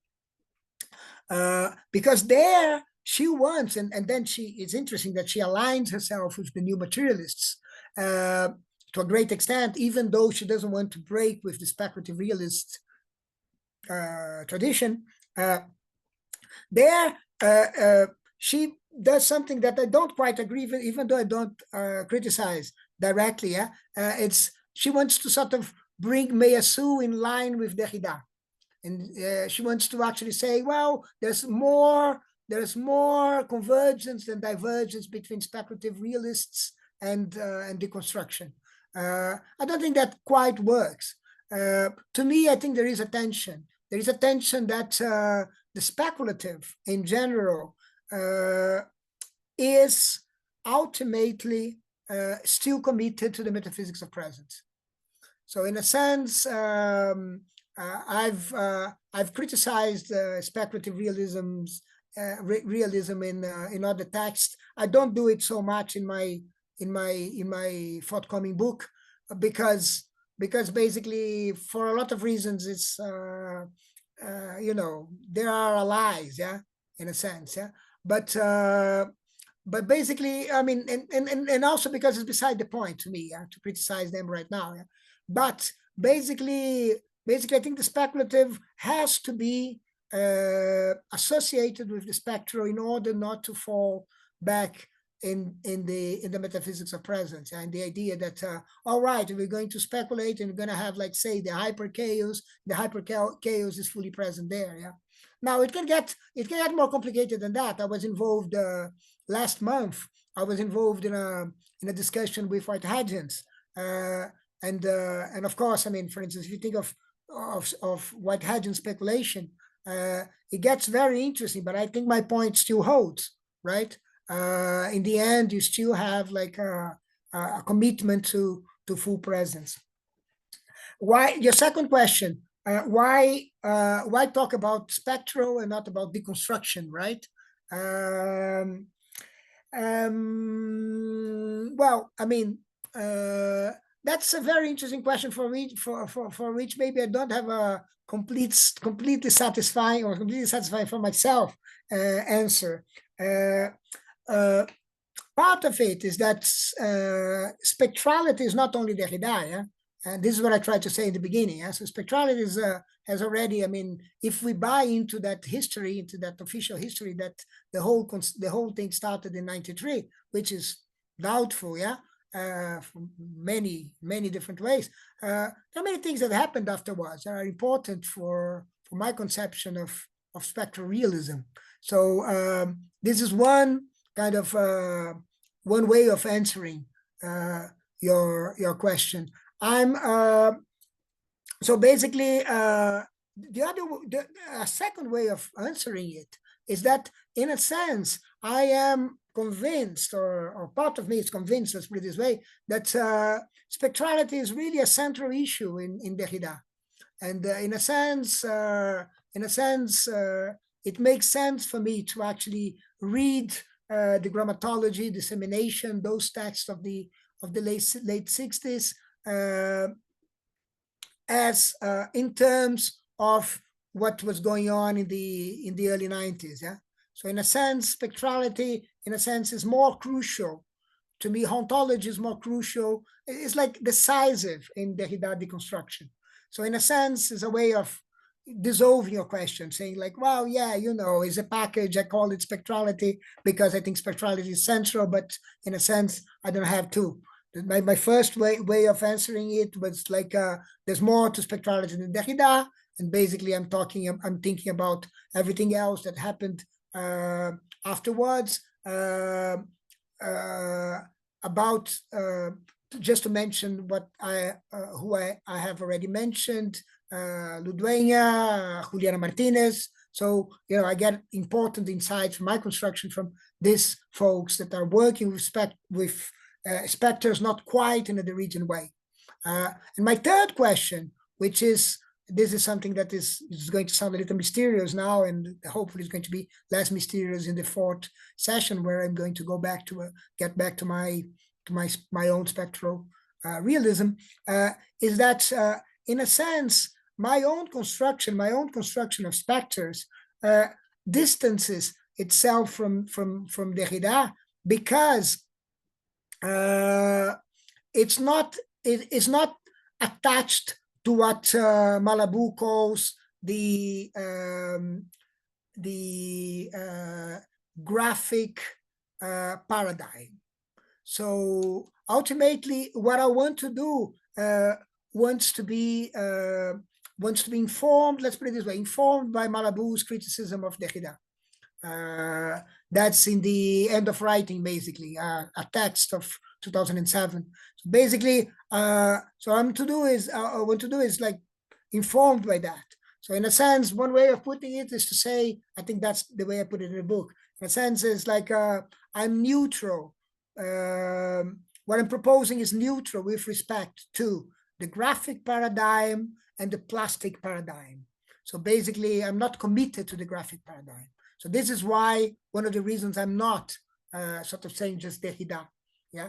So there are three reasons I said, but I'm sure the three of they're not consistent with each other. But I mean that's the way it's. Yeah. Now I was just sort of curious on the thought process that you had while working on this project, which I think will become clearer as we follow you throughout the weeks. But I always thought it was very curious and interesting to find out sort of what are the starting points of your methodology. So yes, thank you.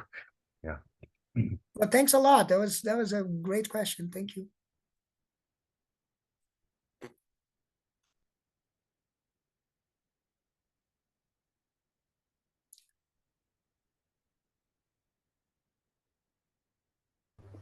Do we have any other questions for Hilan at this time?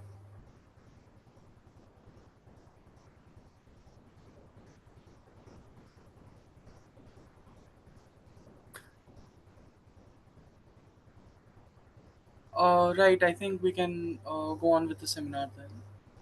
Yeah, I'm not sure I have much time now. Is how much time do we still have?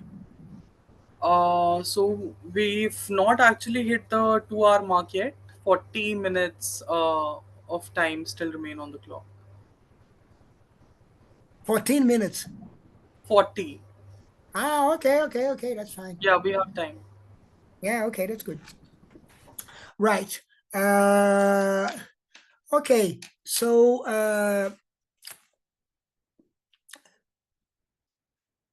then, in a sense, we can then maybe we can start from where I stopped. Yeah, from getting the idea of messianicity as opposed to utopia, and as opposed to messianism. So messianism is not. Messianicity is like a feature of experience, and nothing like a faith in an event or a faith in a specific dimension of experience, whatever. Yeah. So basically. Messianicity, as I said, also messianicity contrasts with utopia, and it's not about, and that's also very interesting, it's not about trying to put together something that then is going to be fully present. Yeah, it's not to act to implement something that is eventually going to be fully there. Messianicity is some kind of spectral relation to what is going to come. So it's a relation that is not committed to any particular state of affairs. So in a sense, it's as if Derrida was saying, no, Marx is not about constructing a classless society. So, for instance, if I believe that a classless society first either cannot be built, or if it can be built, is not going to be the ultimate instantiation of justice. If I don't believe in that, and I don't stop being a Marxist or an inheritor of Marx. Marx is the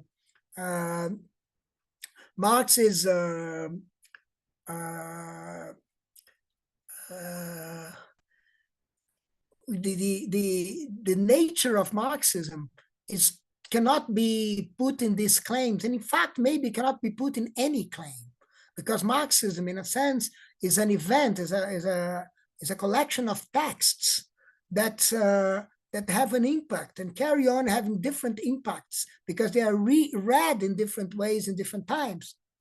So in a sense, Marxism is not something that is just a thesis. It's as if and this is again thinking about the construction. Yeah. So basically, because Marxism is a body of texts, Marxism is something that is going to be reread in different ways always, and it's not only what is said, yeah, is why it is said, how it is said, and who is saying it.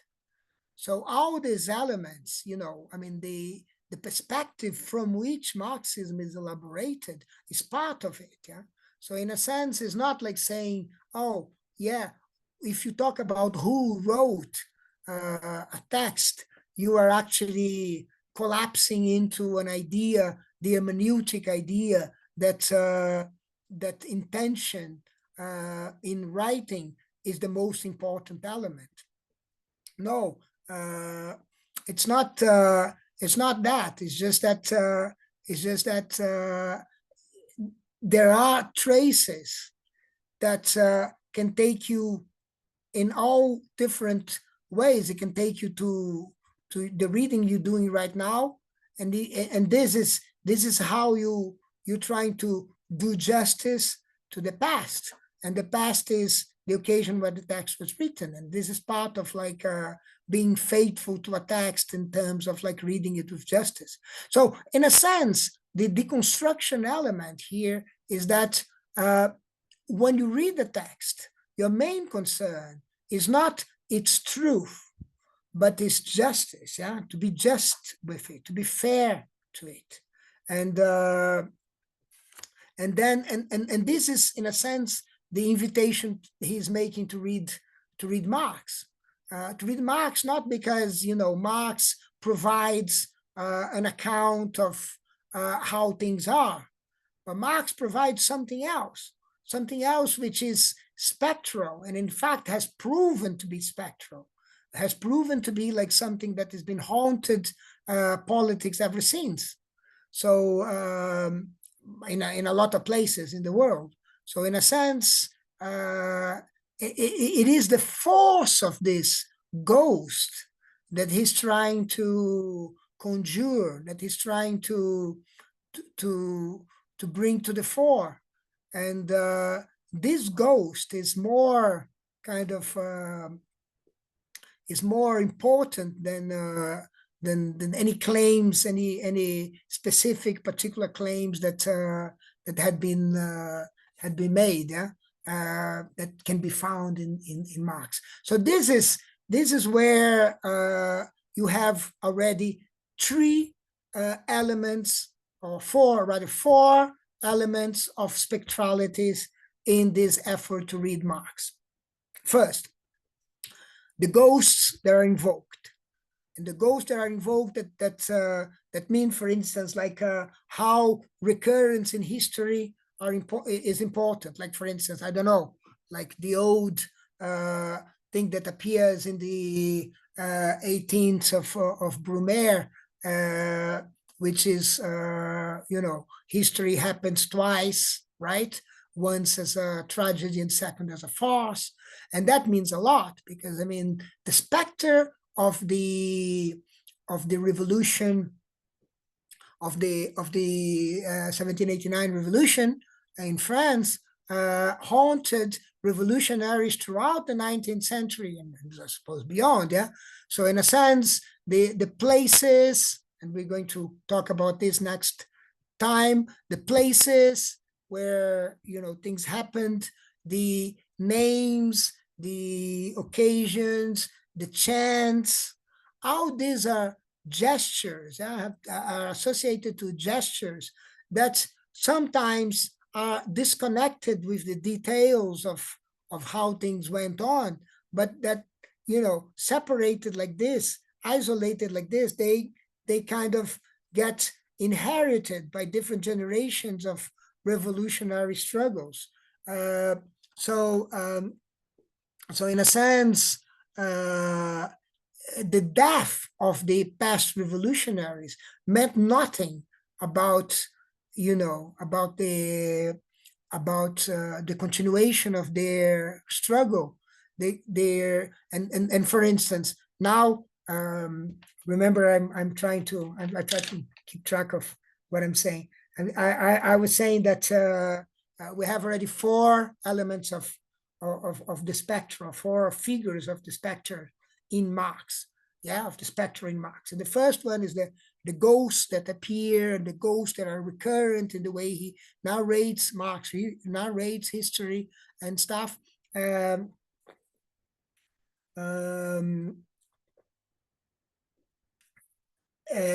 then remember in the very beginning I said I mentioned the verses of Beckett, the problem of tragedy, well, death, life, death, and other two-penny issues. So that means there are things that are more important than that. What is more important than that? Well, then we can start thinking of justice. You can think of like the next generation coming. We can think of political struggle. But I mean, if you want to put it in the terms we are right now, gestures, So the gestures, they go beyond your life and death. And gestures are things that you can try to convey in archives. Archives also have lives and deaths, because archives are also subject to the fate of memory and forgetting. But in a sense, when you in a sense they detach from your own life. So that's your inheritance. So that's the effect you have on things. And that's why to think about effects and to think about effects and to think about specters is something that is very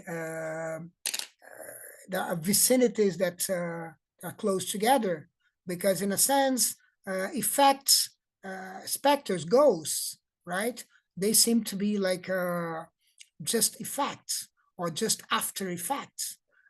Think about the spectrum, like for instance, think of for instance of the spectrum of a sound.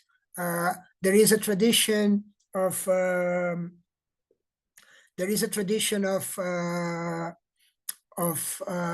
that I think is very kind of interesting in this context. There is a tradition that started in Romania, in France, and other places of spectral music that started got its name in 79, the late 70s.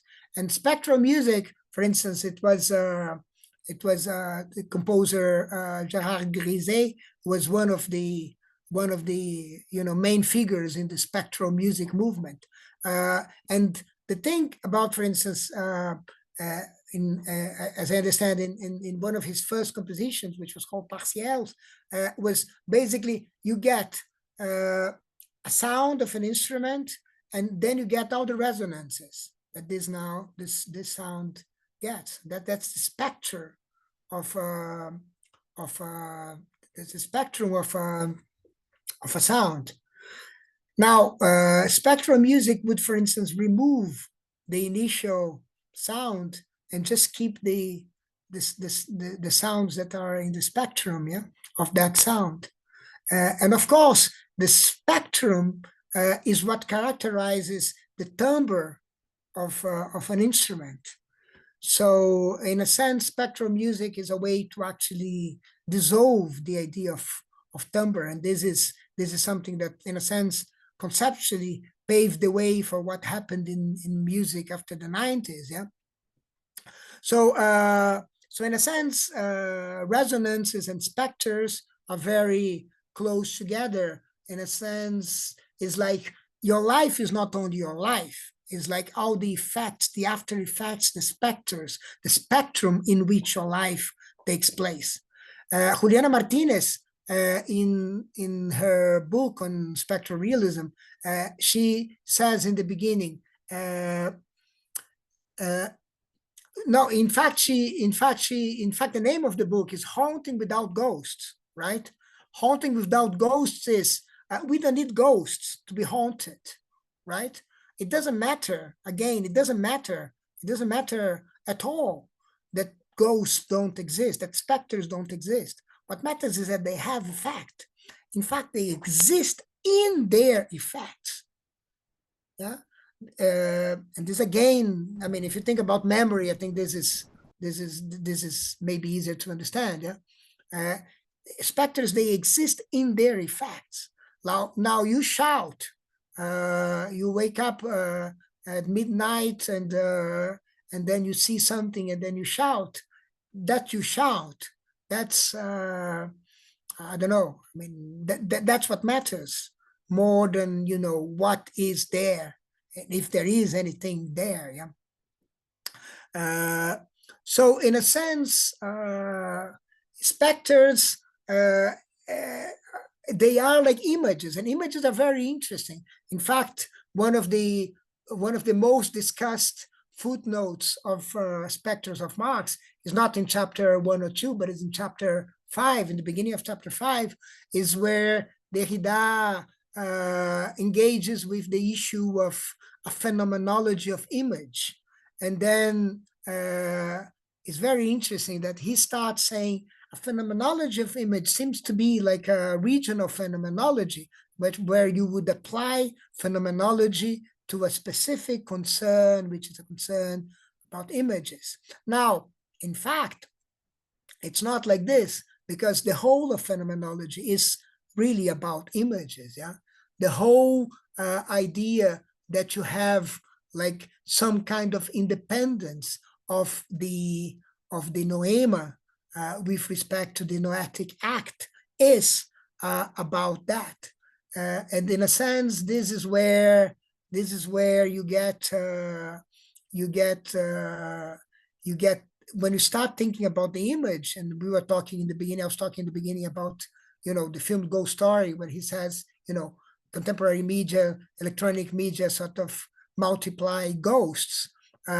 It multiplies ghosts by multiplying images. So you have like a lot of images, and you don't know yet where they're coming from, what are the effects from, what is the effect. And in a sense, if you think about, I don't know, about how's it called, these things, deep fakes, I think they call it, or they used to call it, like images that are concocted in order to, I don't know, create, make a narrative, or substantiate, say, a narrative. I think that's ghostly, So basically, I don't know, think also of, I don't know, this person doesn't exist. That has been so controversial in the last few months. It's all about like the ghost that sort of haunt us. And when they say like, oh, they're all kind of white European traits, they're saying, oh, these are the specters that we expect from people that don't exist. People that don't exist are also, we are racist about what doesn't exist. I mean, that's in a sense the one way you can portray the issue. So so images are, so in a sense the phenomenology of images is where the phenomenology becomes like ultra transcendental. It asks about what is underneath presence, and is not regional. So in a sense, this is the first figure, all the specters that are present in Marx's text and in Marx's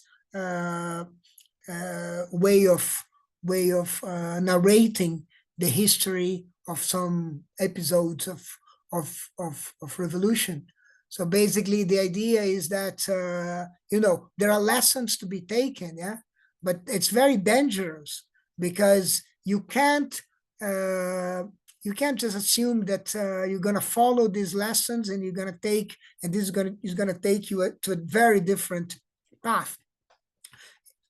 Because in a sense, when you start conjuring ghosts. That's the idea. You start sort of bringing, the successive the successful gestures of the 1789 revolution in France in order to apply or to mimic or to reinstantiate them in the present. But then you don't know what else you're bringing. Where else you're making come, because you don't know what are going to be the effects of the effects or the effect that come with the effects, etc. Yeah, so it's a struggle, and then of course, I mean, there's another issue that we're going to talk about later that is already in Marx's text. Sometimes it's the idea that when somebody dies, right, the struggle for her specter begins, or rather carries on. So for instance, it can be a dead revolutionary. A dead revolutionary could be just something that stops the fight. Yeah, could be something that goes against the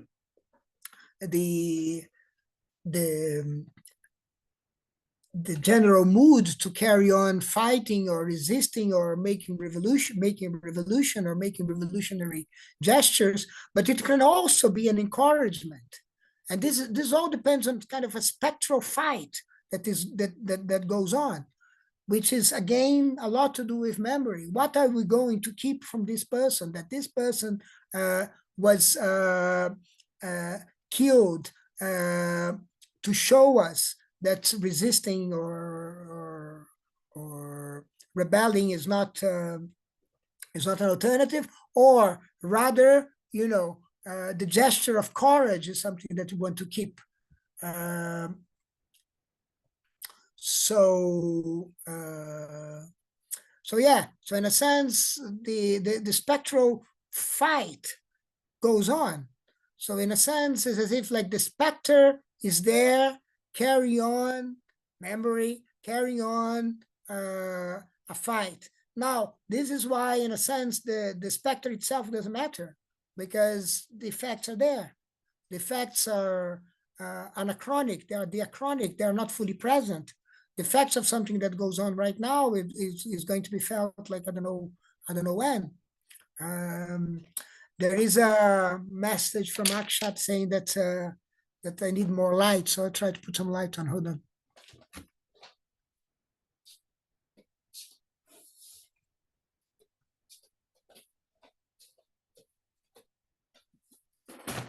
I don't know if it is any better. I think a bit better. Yeah, it's better, Hilan. Thank you. Yeah, well, thanks. So that's the first figure, yeah? How these ghosts that appear in the history that Marx tells in his texts. Well, then the second figure is justice. Derrida is saying, this is what is inherited when we're faithful, ultimately faithful to Marxism. And then a lot of issues appear when we talk about inheritance, of course. For instance, one can say, when you say, you can say being faithful to the essential and not be faithful to the not so essential, to what was just there but could have been different. Of course, Derrida wouldn't be happy with that. He would say, "Oh no, quite the opposite. There are all sorts of different inheritances that one can make. This is why it is. That's why it is a task and not a given." For him, basically, Marx is concerned with justice in every analysis, as I said, or that he does. So in a sense, justice is spectral. So in a sense, you cannot, you cannot maybe with Marx at sometimes accept that justice will be made once and for all. Justice is not made once and for all. This is why in the first chapter, he engages with Anaximander, with the saying of Anaximander, and the reading Heidegger provides of Anaximander.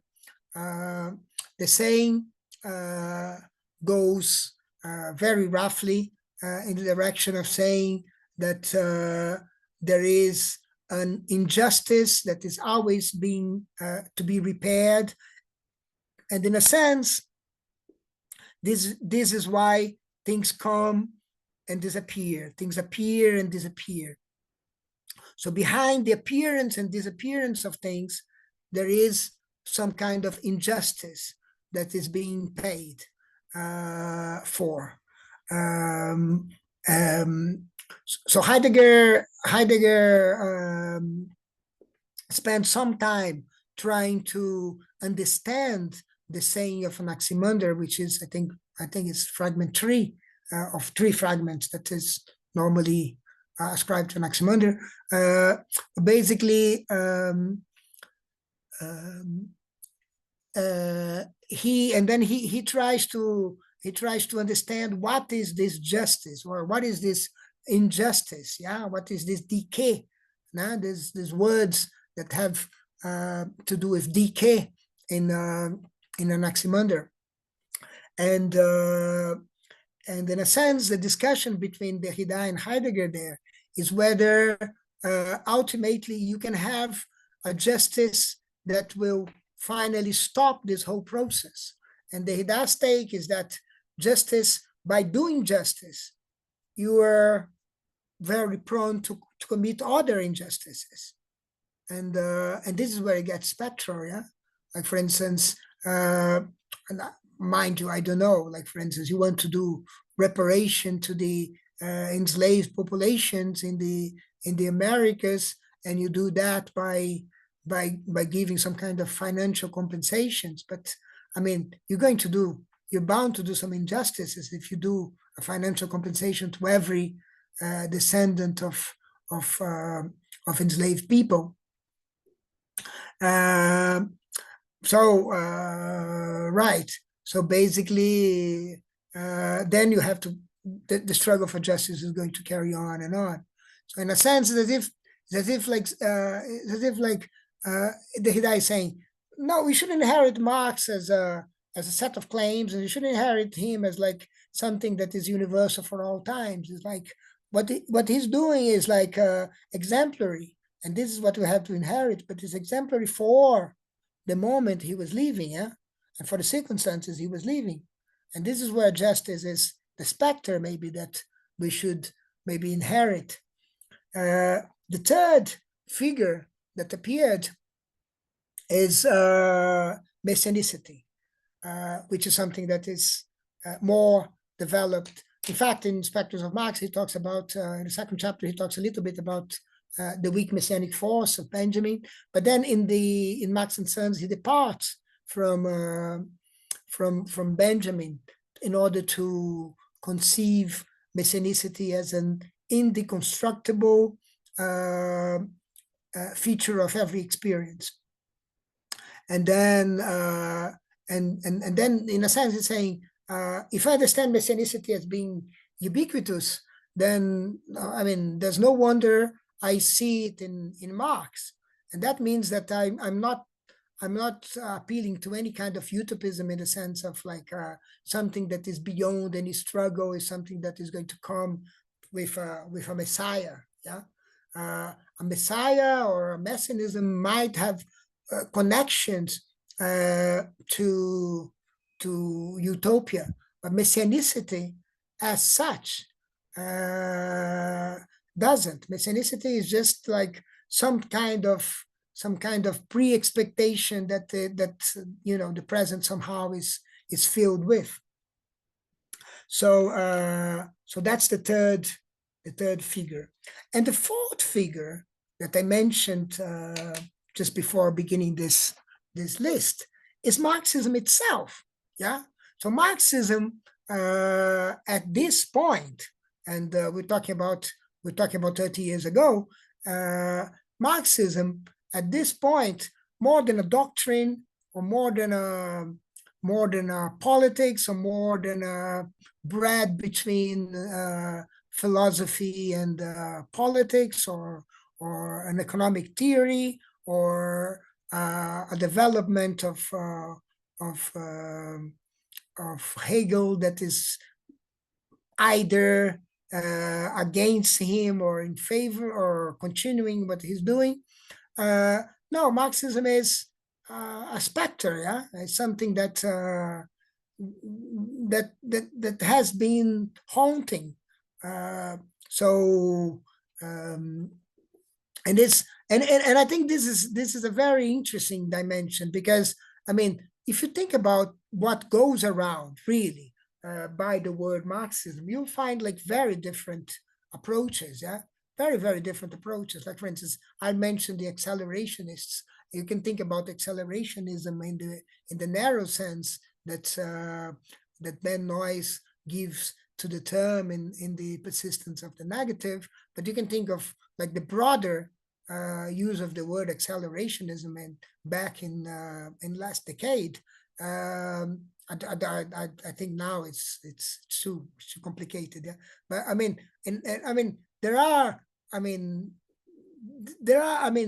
are people who reject, who would claim to be Marxist and reject the main ideas behind what is commonly broadly understood as accelerationism. And then sometimes you wonder, like, what is the kernel of what is called Marxism? Goes around up till now in various different shapes. It's like as if like it is like a code name for for something that that you want to conjure, you want to bring in, but it's not a clear presence. Yeah, and I think this is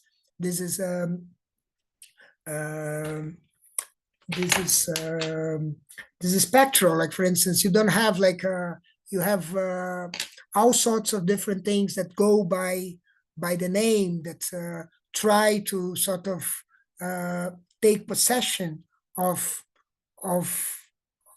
this. Yeah, so it is a specter that is going around looking for inheritors, and then looking around is very interesting, because mind you, the first phrase, that is something that of course Derrida explores quite a bit. The first phrase of the first sentence of the Communist Manifesto, yeah, of Marx and Engels, which is a specter goes around in Europe, yeah, and that's geht in Europa. Yeah, get it's very interesting. Yeah, goes around is also very interesting. It's like it's not like going somewhere. It sort of goes in circles. Yeah, so in a sense, it's as if like the claims that supposedly Marxists are doing, they can be very different from each other, but in a sense, they're surrounding something. Yeah? It's as if like they are going around something, and they are going around some set of concerns, and this set of concerns are what is inherited. In fact, is going to be is going to be is going to prove sooner or later to be misconceived, to actually understand Marxism. The inheritance of what is inherited with Marxism is a set of claims. It's not. Yeah, it's like the claims can change, but there is some. Well, you can say there is some spirit of it that is kept, but it's not the spirit. And this is where I think the distinction between spirit and specters that are very important, because in a sense, what Derrida does in the Specters of Marx is to try to show how, in a sense, Marx himself tried to get rid of specters and keep spirits.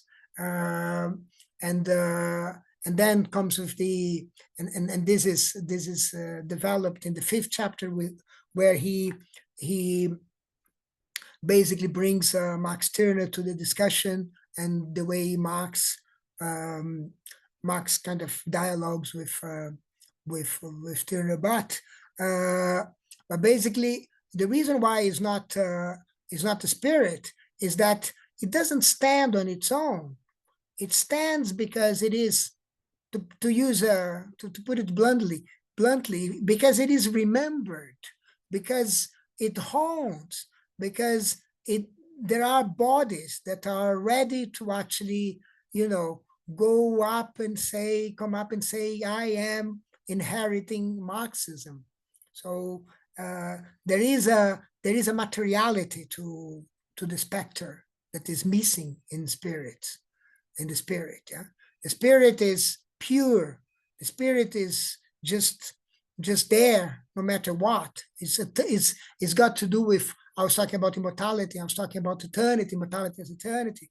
This is the spiritual account of immortality, whereas the spectral account of immortality is something that is makes. It depends on many things. It disappears, but it comes back. It's like something that is forgotten. I say, for instance, it's forgotten, but then comes back. So it's something that doesn't have an end, and this is why life and death is not that important, because there is no such thing as this ending. It doesn't finish. It just changes its shape. It changes its body, but it might disappear, but it come back. But it's not guaranteed that it will come back. See what I mean? It might just go into the obscurity and the opacity forever. Yeah, but then it goes. But then it goes in a way that it can also come back. So in a sense, this sort of gives us an idea of. I think it gives us a general idea of what spectralities are about. The way it was like started by Derrida specters. Yeah. So we're almost like nearing the end of the seminar. There's 5 minutes on the clock. Any questions for Hilan?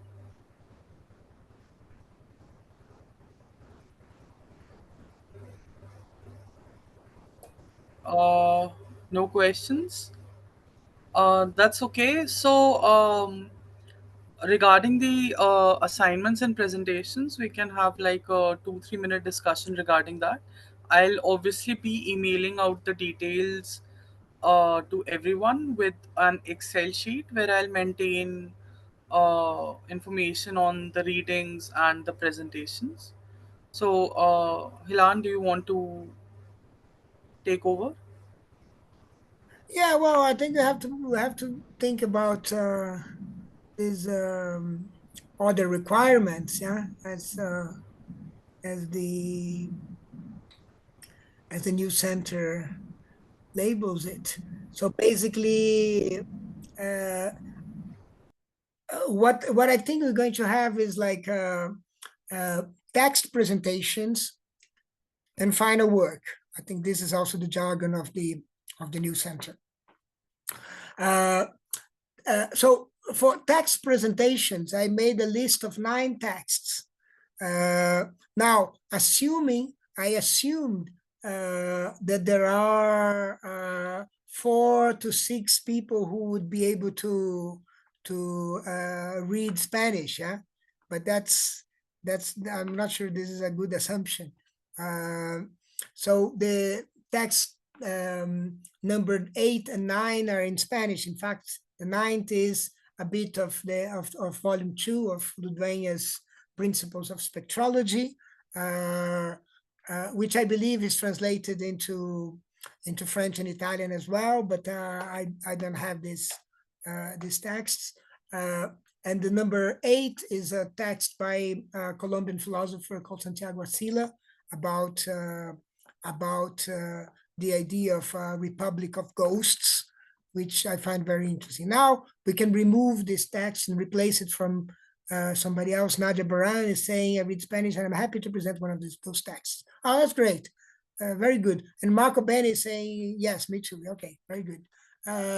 So basically, the idea is that we have 15 minutes presentations of the text that I thought could be outside the time of the seminar. Like, so the idea is that you would record the presentation, the 15 minutes presentation, and send to the group. Yeah. So everyone would see and engage with it, and then then we comment on it eventually. Yeah, Agraya seems to like it. So I think that's the idea. So we don't do the presentations in the seminar itself, but we do it in the list. Yeah. So you send the presentations. I thought, and that's why the number is 9. I thought of having groups of 3 people, right? So I suggest we do this.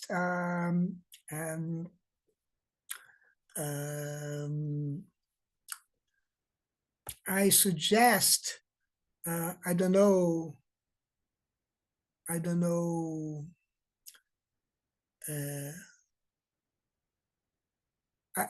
how it sounds, but the idea, my idea is to have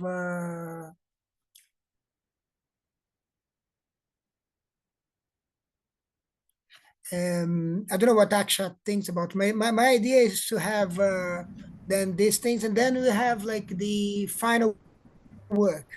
Then the final work would be working will be of these groups, the same groups, right? And then we'll do another presentation that would be now not a 15 minutes, but maybe a 20 minutes presentation, roughly, yeah. That would engage with your presentation, but also with the presentations of the others, and also with the other materials that have been discussed in the class. So this is going to be like a final kind of take on the course. Of course, biased by the text that you have presented, yeah, but also influenced by the other texts that have been presented. So does that make any sense, Akshat? Right, it does. So everyone, I think the idea is to have 2 presentations instead of one. One being a presentation of your main reading, and the second one holistically responding to your own presentation and everyone else's in the context of the class and the discussions that have been had.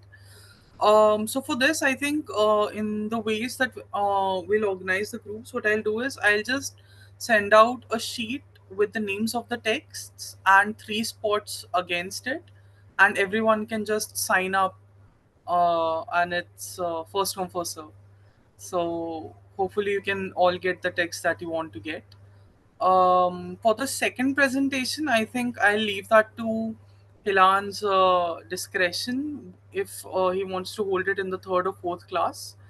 After the the penultimate discussion or after the ultimate discussion, because we can also have this thing if we do it after the third class, we can also perhaps commentate upon those presentations in the final lecture.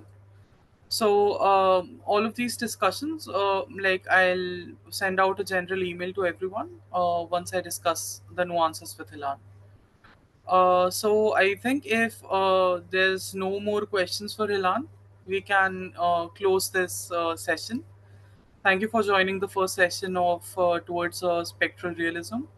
Hope to see you all next week. Thank you. Thank you Thank you, very everyone. much. Great. Thanks. Thank you. Bye bye. Thank you very much. Yeah, thank you. Interesting. Thank you.